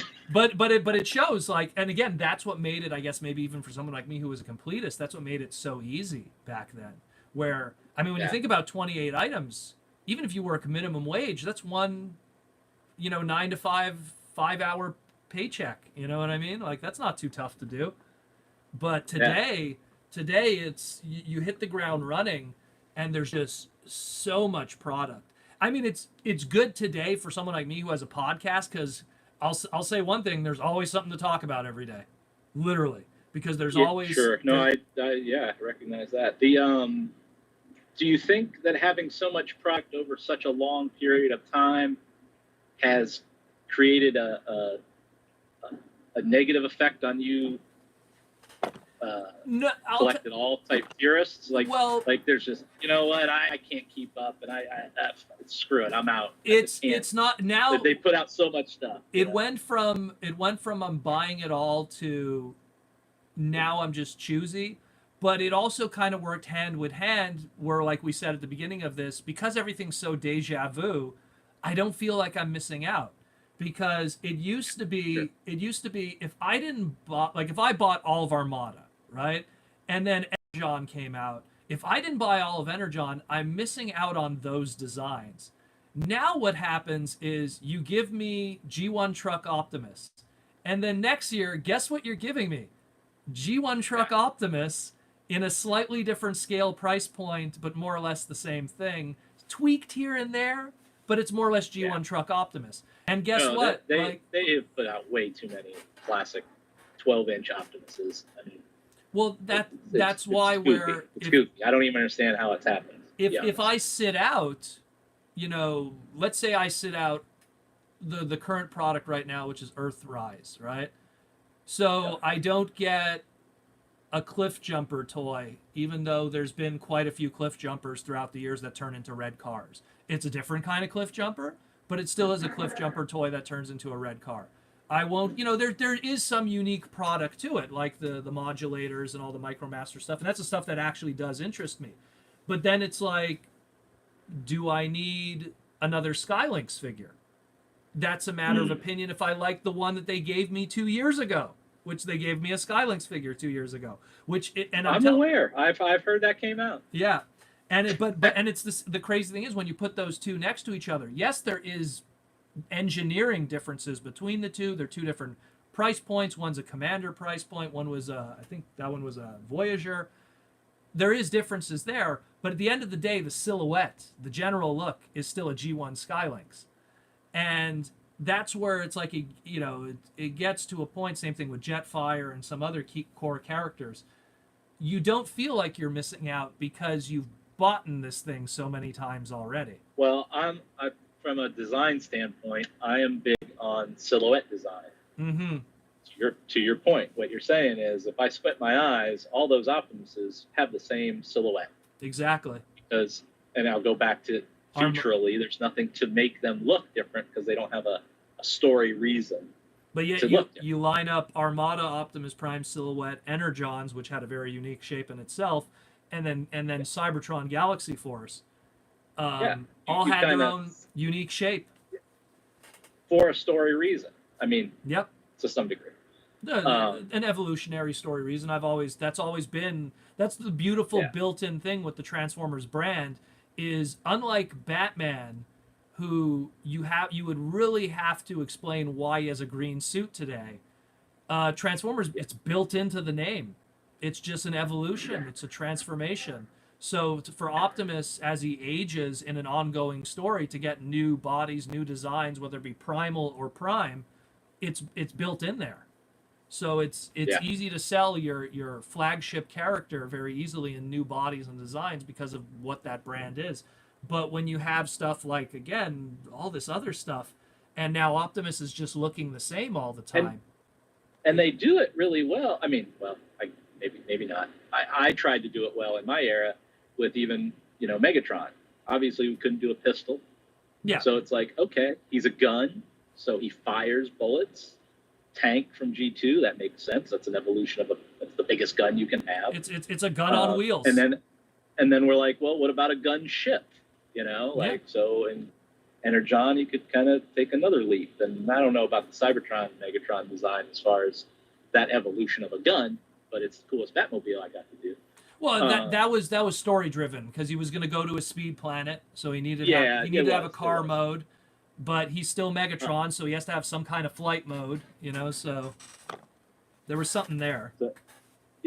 So I'm a big proponent of the story reason, very toyetic reason why the characters should change based on features and storylines, and talk about the features and all that. And something is missing in modern. I mean, all of modern toys has gotten very replica, very on model. Maybe you can do a stealth suit or a metallic suit. It's almost like back in the early Batman days, where it was just 3 colors. And that's all the toys. That I can make the case that's kids don't have the imagination that they once do, or they have such an access to repeat viewings of the movies. They don't need a pink Batman. I want that one. I've watched it 1,000 times. I want that one. I get it. So it's a different world. But when I go to the toy aisle now, it's like some of these things we're talking uniquely about Transformers are starting not to live anywhere, but maybe Power Rangers. Well, Power Rangers because it's built into with a new theme. That's something your silhouettes, your gear, your everything around. That's a brand that's how that brand survived since 1969. That's how that survived. Was even if let's say that year was the best year ever for them, too bad, refresh. That's how they work. Yeah. They don't care. Yeah. It's like Haim Saban. That's a kid model. It's like it's fashion. Next year, I don't want what I had last year. I got to have something different. And that's a different mentality. But that does work. Yeah. That worked for them with until you get scared. Well, they've survived up to this point. I mean, again, we talked about the birth rate thing. I don't know how they've pivoted since then, but they've clearly done something in order to survive that environment. Despite the decline in birth rate. Same thing. Ultraman is another one too that changes every year, and they find a way. They always find a way to find their audience, make their money. I don't know the numbers. Obviously, the numbers have been going down probably since then, just not because of success, but just because there's less kids over there. Yeah. So you can't if there's no kids, there's no kids. And new stuff comes into the marketplace every year. Yeah. Well, I'm sure there's a couple years where someone's going to give up on Ultraman to watch Evangelion or something. Well, and not to mention, and this happened with Transformers also, where when we created that split between adult-based product on this franchise and mainline child stuff product for that franchise, when that split was created, it used to be the adult fans and the kids were waiting for the latest animated toys.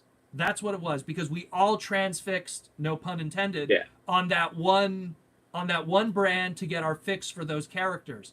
Then at some point it went, oh, kids are going to get this, but the adult version of this character, we're going to do something different, whether it be in studio series, masterpiece, or what's happening now, third party.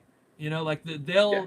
So then the money gets split to another area, and now this one thing that would have been very laser focused on, especially for a measurement of success, is now kind of split among two groups of audiences. So Japan, it's kind of the same thing that I'm kind of curious too, because you have a more high-end Ultraman line for the collectors, and then you have the low-end Japanese, you're familiar, Sufobis, the vinyl. Yep. Oh yeah. Like this. So they make that on the cheap. I would buy an Ultraman villain every time I. Oh really? I would. Yeah. I would do that every Yeah. time. So I have a ton of weird. I love Kaiju Sufobi. I have so many of those. Yeah. I would kill it. That would be my whole suitcase. One of my favorite things, just to put this in perspective for people, whenever I went to Japan, I'd always buy one for John Ward, and I'd always buy the craziest one I could find. So me and John have this weird long-term Transformers connection going back to something like that. Even it's funny. Well, you've always been the Kaiju guy. That's yeah. I'm a monster-based Kaiju. It's what I tell people, because when I tell people, like, Aaron started with Transmetal 2s, and I always say to myself, could it have been an any better choice for him? You know what I mean? Like that was Kaiju. As a toy designer, as an industrial designer, there's very few times you get to design anything that is something you would design. Those are artists, or people have the ability to do that. But when you're in a corporation, you just do what you got to do. And the idea that I'm a monster, in my heart, I'm a monster artist and a creature artist or whatever, a kaiju artist, doesn't mean that reflects in my job at all. So there are very few really cool toys like that, and that Red Dragon is chief among them, where they're finally remembered by me, because there are very few instances of what I actually draw like in a toy form. Yeah.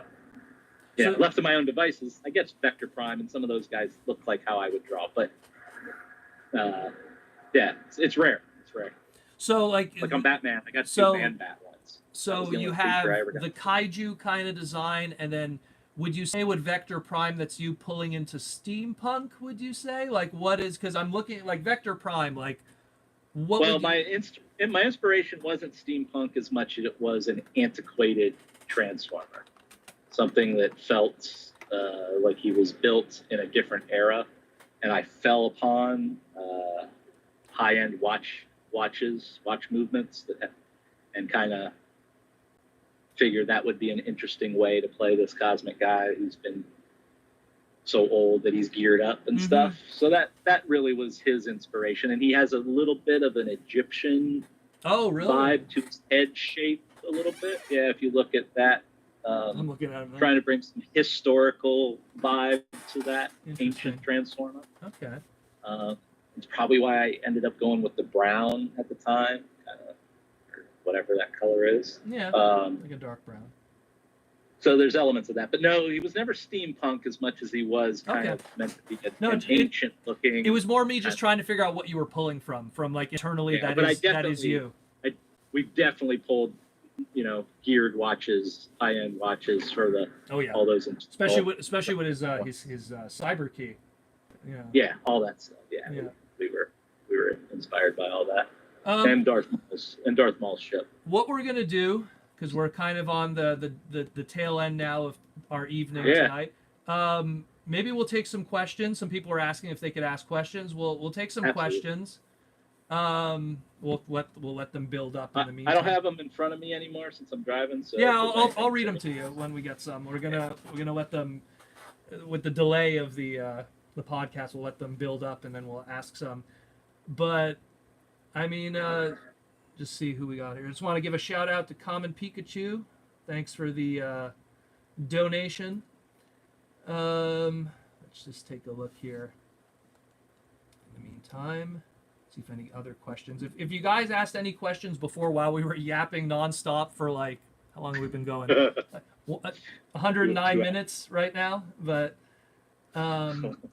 here we go. We have one here. Why was the Cyber Key and Cyber Planet Key? What was the Cyber Key and Cyber Planet Key? That was so confusing. I could kind of tackle that because also what was lost in translation with the Japanese to the American version of the dubbing was in Japan the main cyber keys that were used to unlock Primus, those were called chip squares, and that's what the Japanese called it. And all the other cyber keys that unlock stuff, those were called force chips.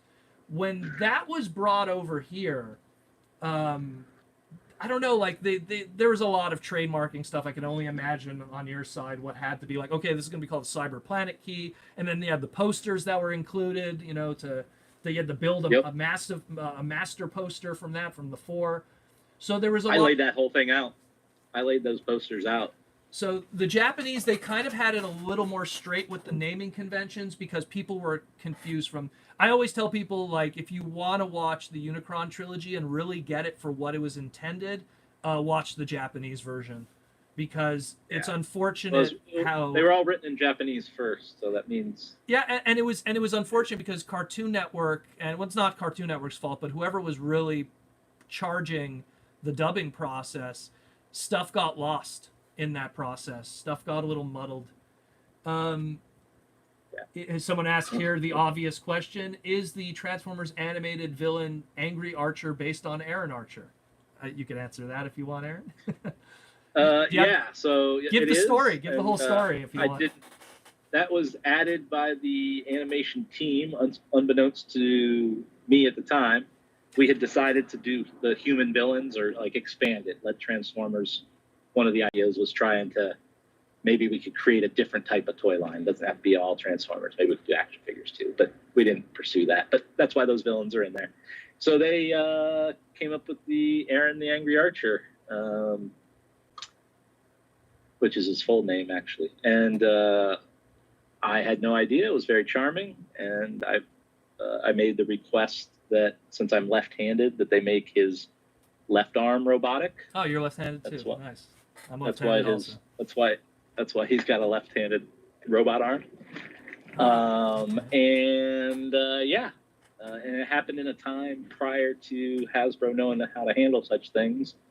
So I didn't actually sign any rights away to my name at the time. So I don't think they can actually use that character for fear that I might come sue them. Well, they were going to put my name in the Prime show. The high school the kids went to was going to be the Aaron Archer Memorial High School, which I didn't think was great. But I would have had to have signed my rights away, my rights to my name in perpetuity to Hasbro. So within the Transformer, what's funny actually is within the Transformer fandom, around the time when Animated was out and the character of Angry Archer came out, Mattel at the time was doing a toy line, Batman. I think it was called Batman the Brave and the Bold, and and there was an SD Green Arrow guy. And there's a mini Green Arrow guy, but because it was done in like a cutesy small style, it got pressed down, and it looks like the Angry Archer. And so a lot of Transformer fans went out and bought that. It was like Sportsmaster versus the Green Arrow. And a lot of Transformer collectors, and me included, a lot of us, we went out and bought that 2-pack because that's our Angry Archer figure. And so for anyone that doesn't know that, if you're looking to get an Angry Archer figure, that's about as close as you're going to get. Sportsmaster versus Green Arrow 2-pack if you're looking for it on eBay. Someone asks here, what are the chances of any Beast Wars voice actors returning for the Kingdom series? I can answer that. Gary Chalk talked about that on I think his Facebook. The problem with Netflix is almost all their original animations are non-union voice actors. Yeah. And Gary is part of what's called, it's not SAG, it's SAG with like 3 other letters after it, which stands for Screen Actors Guild Radio, it's like RG, whatever, it's like radio, voice, da-da-da-da-da. So anyone that's part of that, which is a lot of those Vancouver people, Scott McNeil, Ian Corlett, Venus, it's going to make it difficult. So I don't want to be the bringer of bad news, but if Netflix is still doing what they're doing by the time they get to Kingdom, you're not going to see Gary Chalk, Scott McNeil. Yeah, and any union production needs to stay union, and any production that's not going to be a union production, those guys can't participate. And that was actually, you could look up. There's an article online about how they were trying to get rid of the non-union workers for Netflix created stuff because it was becoming an issue, because Netflix is, it's slowly becoming a place for animation. Sure. So, and yet all these professional voice actors have nowhere to go. They're already losing a lot of their jobs. It used to be back in the day, Hollywood animated movies, you had voice actors doing the roles. Now it's like Hollywood animated movies starring celebrity here and celebrity there. And, what's his name? The voice of G1 Prowl. Oh my God, Michael Bell, he did a whole rant about that with Peter Cullen, where he's saying, like, it could have been me in Shrek, but they needed Cameron Diaz. They needed, Eddie Murphy. Yeah. They needed Mike Myers. And that's not to say they didn't do good jobs, but at the same time, they went for actor names over voice actors, and so they're already. And the son of a bitch is, they'll pay those guys a lot of money. A lot of money. They'll tell Peter, well, this is the budget. Yeah. And it's like, what kind of job is that? Yeah. Well, Peter thankfully is doing good now because of those movies. So yeah. I'm just saying any. The other guys though. Yeah, I get it. Yeah, totally. The other dudes, they didn't. Someone asked. I sat. Sorry. Oh no, go ahead. Finish your thought, and then we'll get into more questions. Well, I sat next to Neil at one of the TF cons. Yeah. Neil Kaplan. Oh, Neil Kaplan. Okay, the Optimus Prime from Robots in Disguise. Yeah. Okay, yeah. And here's a guy. He's like, I used to be Optimus, and now there's a new show coming out called RID, and no one's gonna know the old show anymore. He's like, that doesn't help me.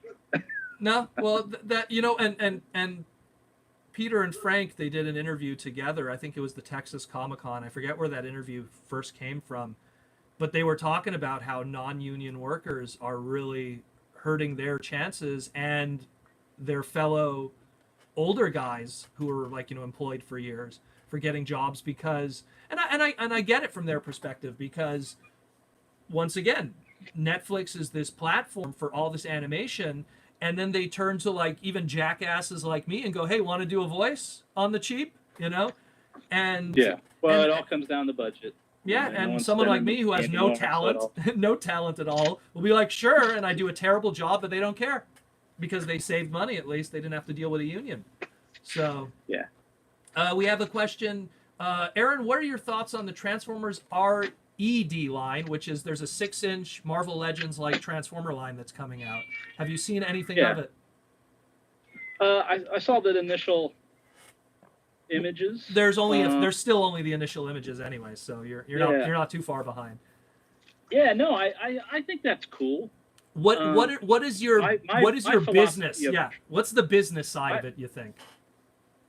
Well, they're characters. Mm-hmm. They're beloved characters. And at that point, you can celebrate them as characters, and maybe don't have to have the play feature transforming aspect that you also, that costs a lot of money and you have to focus on, and there's engineering. What if you took that money and effort and put it towards just deco and articulation, and not the transformation? So I like it as an expression of the brand. I think it celebrates the cool characters. If it's has great posability. Takara's, or the Japanese have done similar things over the years. Mm-hmm. So I love celebrating the characters. To me, they do not all have to transform. And particularly if this one is all about the greatest, coolest posability of some of these robots, then there's a need. And you hit it right on the nose. Japan multiple times in the past have done non-transforming, iconic G1 Optimus Prime figures. They did it with the Revoltech line. They did it with the SCF PVC line. And it's literally just the next iteration of that, where sometimes you need to have that lower cost, less parts, simplistic, but screen accurate, iconic action figure for that price point, that audience, that buyer. I compare it to like the people who buy pop vinyls. You know, they want to have a desk former. Yeah. A nice little. That's kind of like, it's an easier way to celebrate sometimes your love of a brand, to have something that doesn't look like a kid's toy. Yeah. We can all agree with that. Yeah. That you know, that there are, so if you just like Optimus and I think it's cool. I'm not a purist. I'm a toy designer. I kind of like when they do new things, try new things, expressions, animated bots, bot shots even, I'm not afraid to see trying happen. So yeah, I dig it. Someone asks here, Tristan asks, which TM Transmetal 2 design would you like to see made as a modern toy today? Probably that Red Dragon, I would imagine. I mean, yeah, but I'm not going to front as if there aren't two pretty good examples of Red Dragons already out there. Yeah, already. Yeah. Might be a foot and mouth thing for me to say, but there are some cool Red Dragons out there. But that would probably be the one. I don't know. I don't know. My personal feeling is I did those very early in my creative career, and certainly my part with Transformers. They're full of awkward mistakes and problems that for the toy ultimately. So I don't know if they're good designs that deserve being remade past the Red Dragon. Maybe Cheetor, maybe Dinobot, but I don't know. I could honestly see those coming at some point. I think that, Hasbro always comes around to certain things sooner or later, or Takara. So I could see them happening at some point anyways.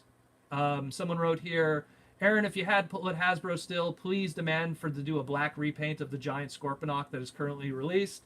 Just got him today and think he needs a black. I say he wants a black Zarek repaint. Oddly enough, under Aaron's steed, we got a black repaint of Energon Scorponok. So we got the dark Scorponok, which was one that came out in the Cybertron line. I like that Scorponok. That is a great Scorponok. I like that one. I have every version of that Scorponok, like even the BotCon ones. I have the Japanese version and the American one because they have different colors. I love that mold. That was a really fun. I do have the BotCon one in my office, actually, the black and orange and teal one. Yeah, I'm looking at both of them. They did the double punch one too afterwards. I'm looking at all of them. I should take a photo of all of them together. That'd be a cool photo. I like that. Not a bad one. It's a good mold. Where are we at here? Hey, Protoman, how did you and Aaron meet? First time we officially met was BotCon 2008, I think it was. That was there was a party happening near the hotel, and I think there was like a prom happening at the same time. I don't know if you remember that. That's Cincinnati? I think that was Cincinnati. I want to say Cincinnati. They all blur together at this point for me. I think it was Cincinnati. It was the Shattered Glass year. I remember that much. So whatever was the Shattered Glass year. So I think it was 2008. That was Ben wrote the story for that one.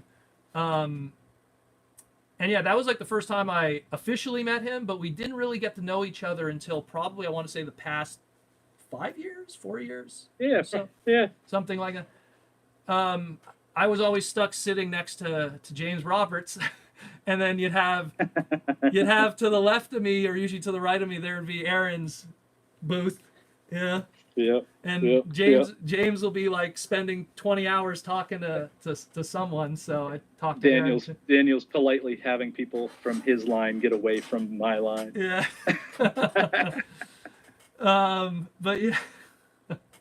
But yeah, that's that in a nutshell, more or less. Aaron, what's your favorite kaiju film? That's a tough one. That's a tough one. That's from Ninjatron, by the way. That's a sucker question. That's a tough one. Ooh. Even me, hold on. Oh, sheesh.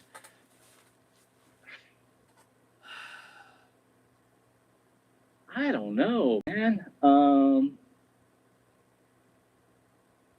I like Gamera.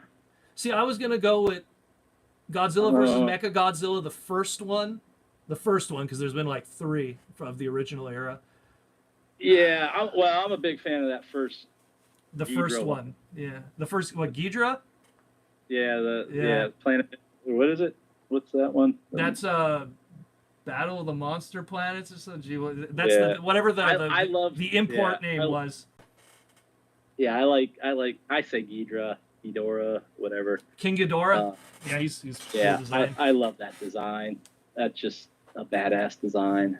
I love Pigmon from Ultraman. I've always had a place in my heart for Pigmon. He's always been like a He's like the pug of the Ultraman universe, just like this fugly little creature. God, that's a tough one because there's a lot of. I remember I was talking about it with you. There was one TFCon that passed. I think it was the last one, where in the evenings they were playing nothing but Godzilla movies. one year, I forget which one it was, and man, that was good. That's all I was watching until like 3 a.m. But that's a tough one. I go through fits where I'll just listen to the theme song of Godzilla for an hour while I'm drawing. Get inspiration. Which are the possibilities of getting a new RID 2001 Optimus? Well, Proto Silver, they did a reissue not too long ago, and I remember reading online it had a lot of QC issues and stuff, and I always feel that's kind of how Takara measures what is popular of the other brands of Transformers, is they'll do a reissue of a character, and if that one sells really well, they go, oh, there might still be interest in that version. Or like if they do like a masterpiece of somebody, and then that one sells really well.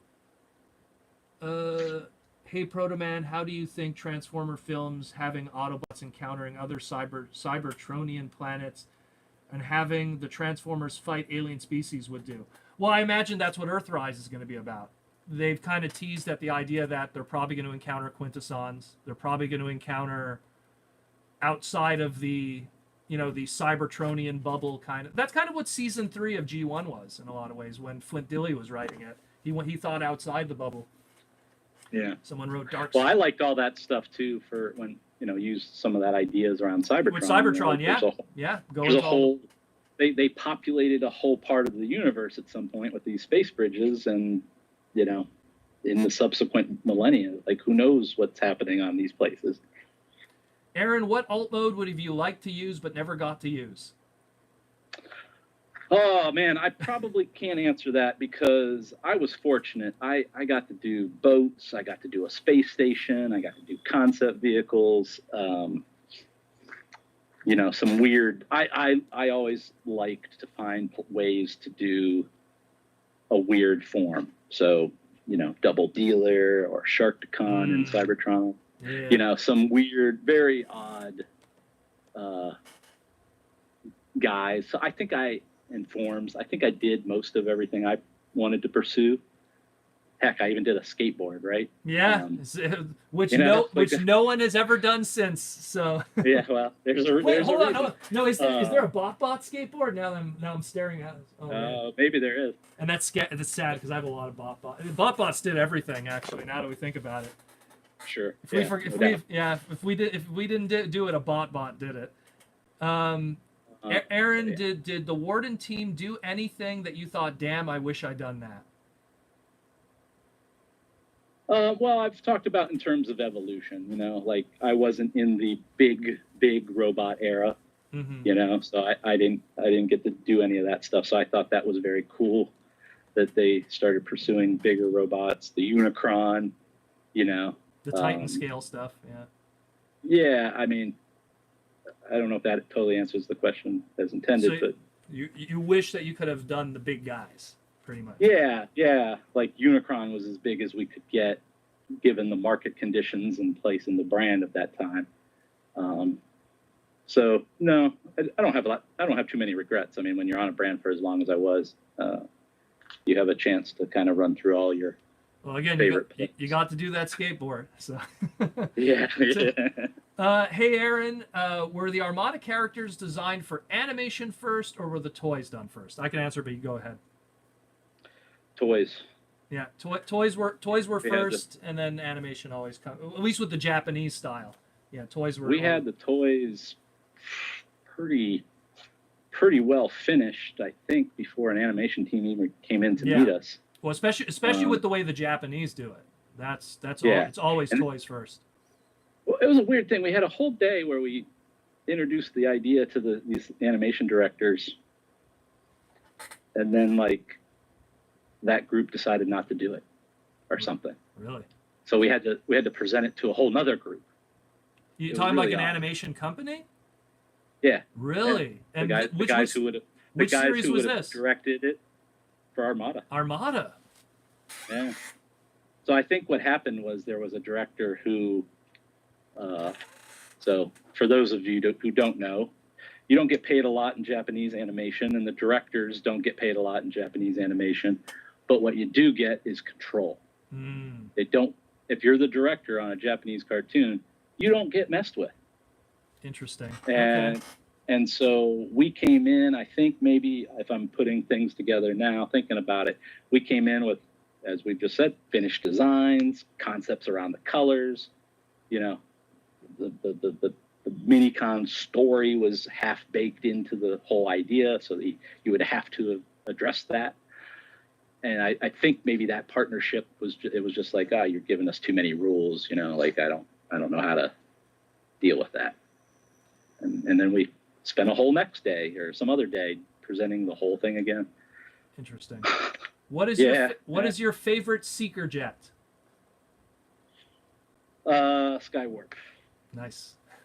Wendell loves Skywarp too. Because he's black.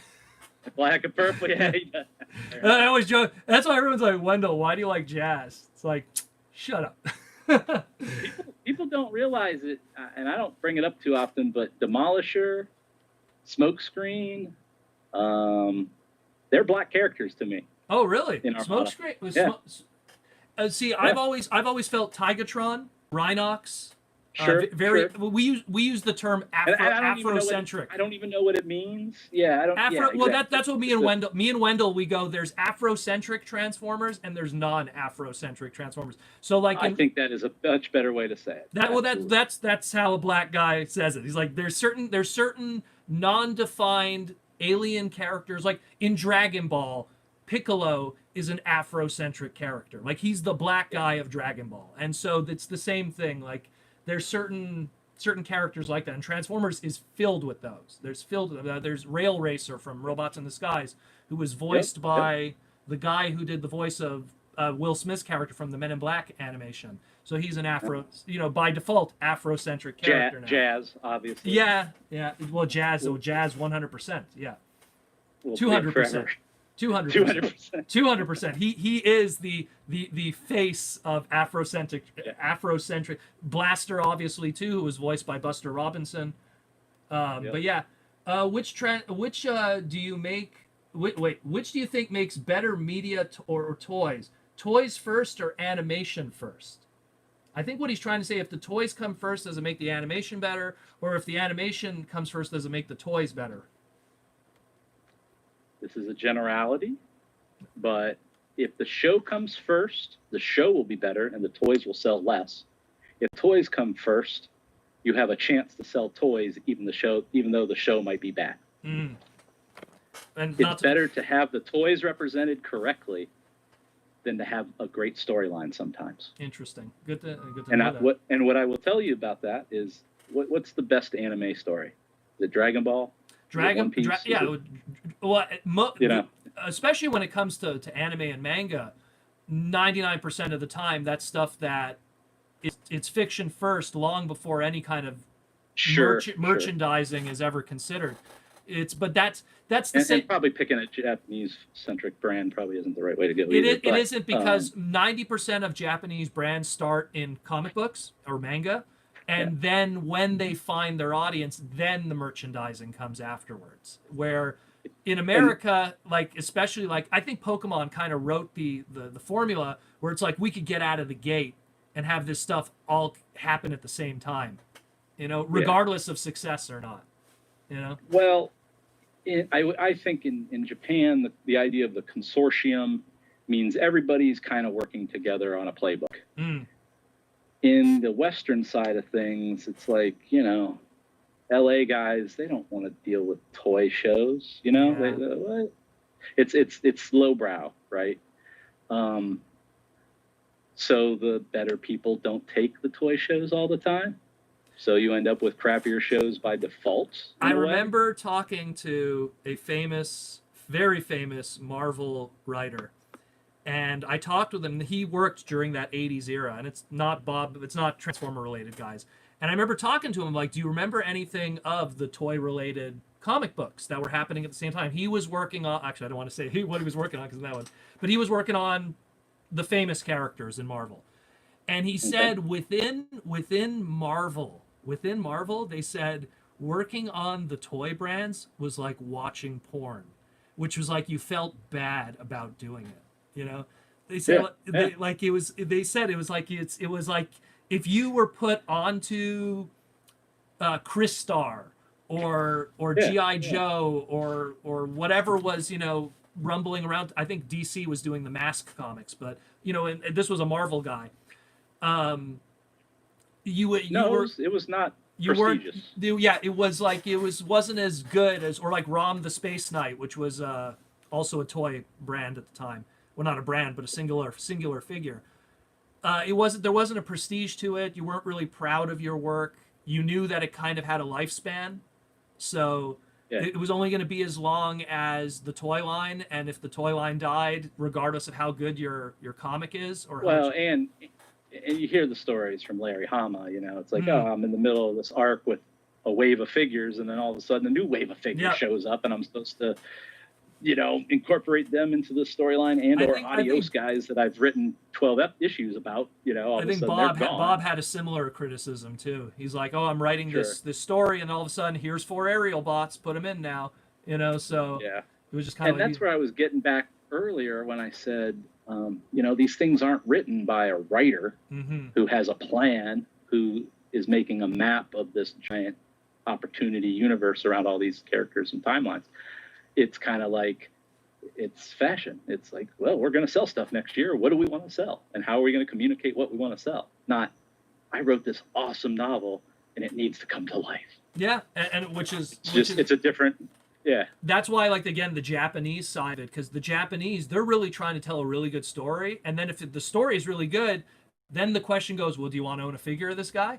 And like the recent, probably best, like Attack on Titan. There's nothing toyetic about a bunch of naked, like, I don't know if you've seen what Attack on Titan is, but the aesthetic is a bunch of naked, naked people running around pretty much. There's nothing toyetic about it. But people loved that manga so much that now all of a sudden people want toy representations of such a weird design. Well, whatever people fall in love with, for the intrinsic reasons it catches them, it doesn't matter. It almost doesn't matter. I was shocked when my daughter started buying Minecraft plush. Yeah. And I'm like, I'm not going to cuss here, but I'm like, it's pixels. Yeah. Turned to plush of a red cow thing. I'm like, this is the ugliest stuffed animal I've ever seen, but yet to her, it's a relevant, cute, and part of that world she plays. And so it really doesn't matter. Like, we can't be snobs about it. It's about what people fall in love with, and that's all that matters,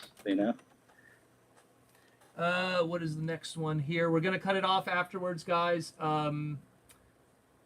Where's the next question? Do you think it would be better to design toys now or then, with all the price points and the other allowances for toys?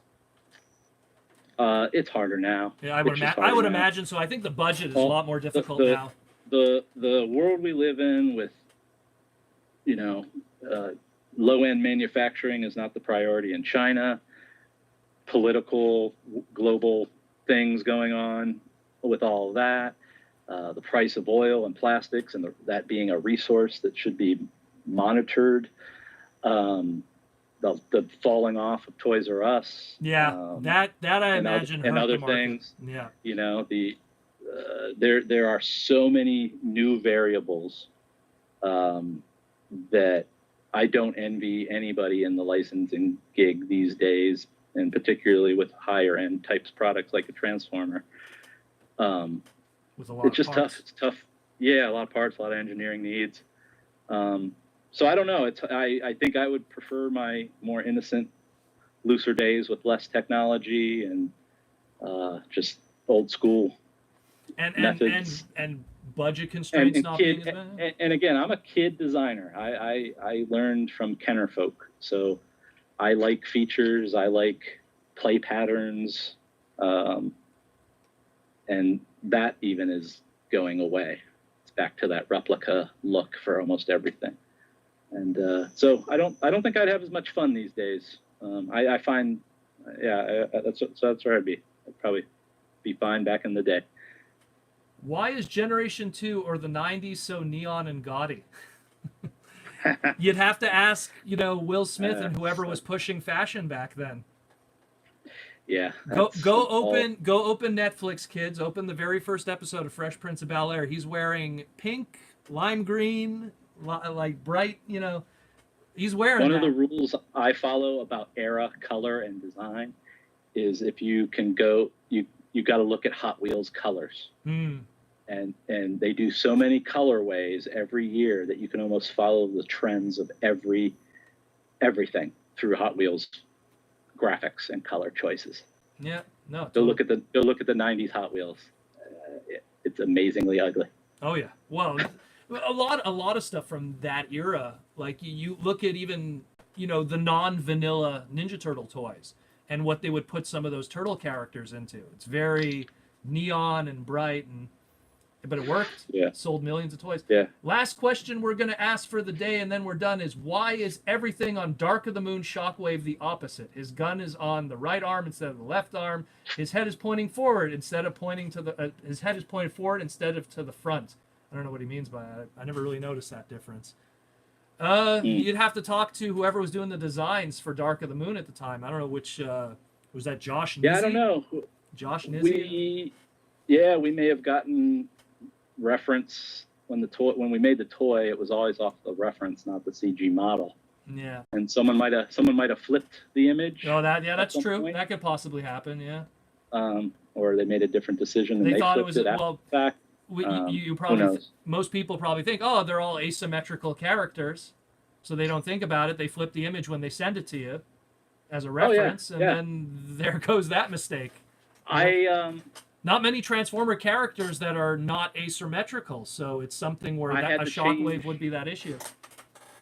Do you remember some of the very first Transformers Prime images? There was they were on a mountain cliff in silhouette with like a blue or purple sky behind them. That was the first teasers that were being shown. Yeah, some sort of teaser. The original teaser that came through for us to approve, someone had flipped Megatron, so his gun was on his wrong hand or whatever. And I said to the PR person, I go, I don't know if it matters to anybody else, but just so you guys know, somebody flipped this to put the character on the other side, and didn't do it right. Yeah. And so it's on the right, and so they changed it. They changed the poster. But it's stuff like that. It happens. So that's it for now. We'll definitely reconvene again in the future with Aaron because there's still so much more meat on the bone to cover because we didn't even jump into. Yeah, we got into it today. Some good. We went more than 2 hours. That's for sure. Yeah. So thanks everybody. Yeah. Thank you. Got some good info. Thanks everyone for coming. It was once again a great stream, and we'll definitely try to do another one in the super near future, and we'll see what's happening till then. Once again, if you're interested in being part of the Patreon, it's Patreon/Protoman. Be sure to like, comment, and subscribe on all this stuff, and share the content. For anyone who missed, who came in like in the middle or missed it, usually the stream comes up 24 hours afterwards to then be rewatched and shared if you want to watch the whole thing. But thanks again, Aaron, for coming. Do you want to just share any of your social media stuff before you go? If Yeah. people want to catch up with you or see what you're working on currently. Yep. All the various sites, Archer Monster or Archer Monster _ creative is the easiest way to track me down. On Instagram. Almost everything. Yeah, Instagram, Facebook. I think you have I saw another one. You have a Pinterest or something? I saw it. I do a Pinterest. Yeah, Pinterest, so that I kind is. of do groupings of cool stuff that I inspire found that me one and by the toys accident. I work. Because I was looking for your Instagram and I found that by accident, that one. I was like, oh, okay, interesting. Yeah. So yeah, check all of those out, guys. Be sure to. And then AaronArcher.com, you can buy art buy and what other stuff I'm up to. until we get back to convention season, then you could see him in person and get stuff. Whenever That that will be- happens. That will be nice. Baltimore. Baltimore. I don't know about that. I actually Only if my friend Rob is going to return to Baltimore. Maybe. We'll see what happens. We'll see what happens. All right, guys. All right. Take care. Have fun.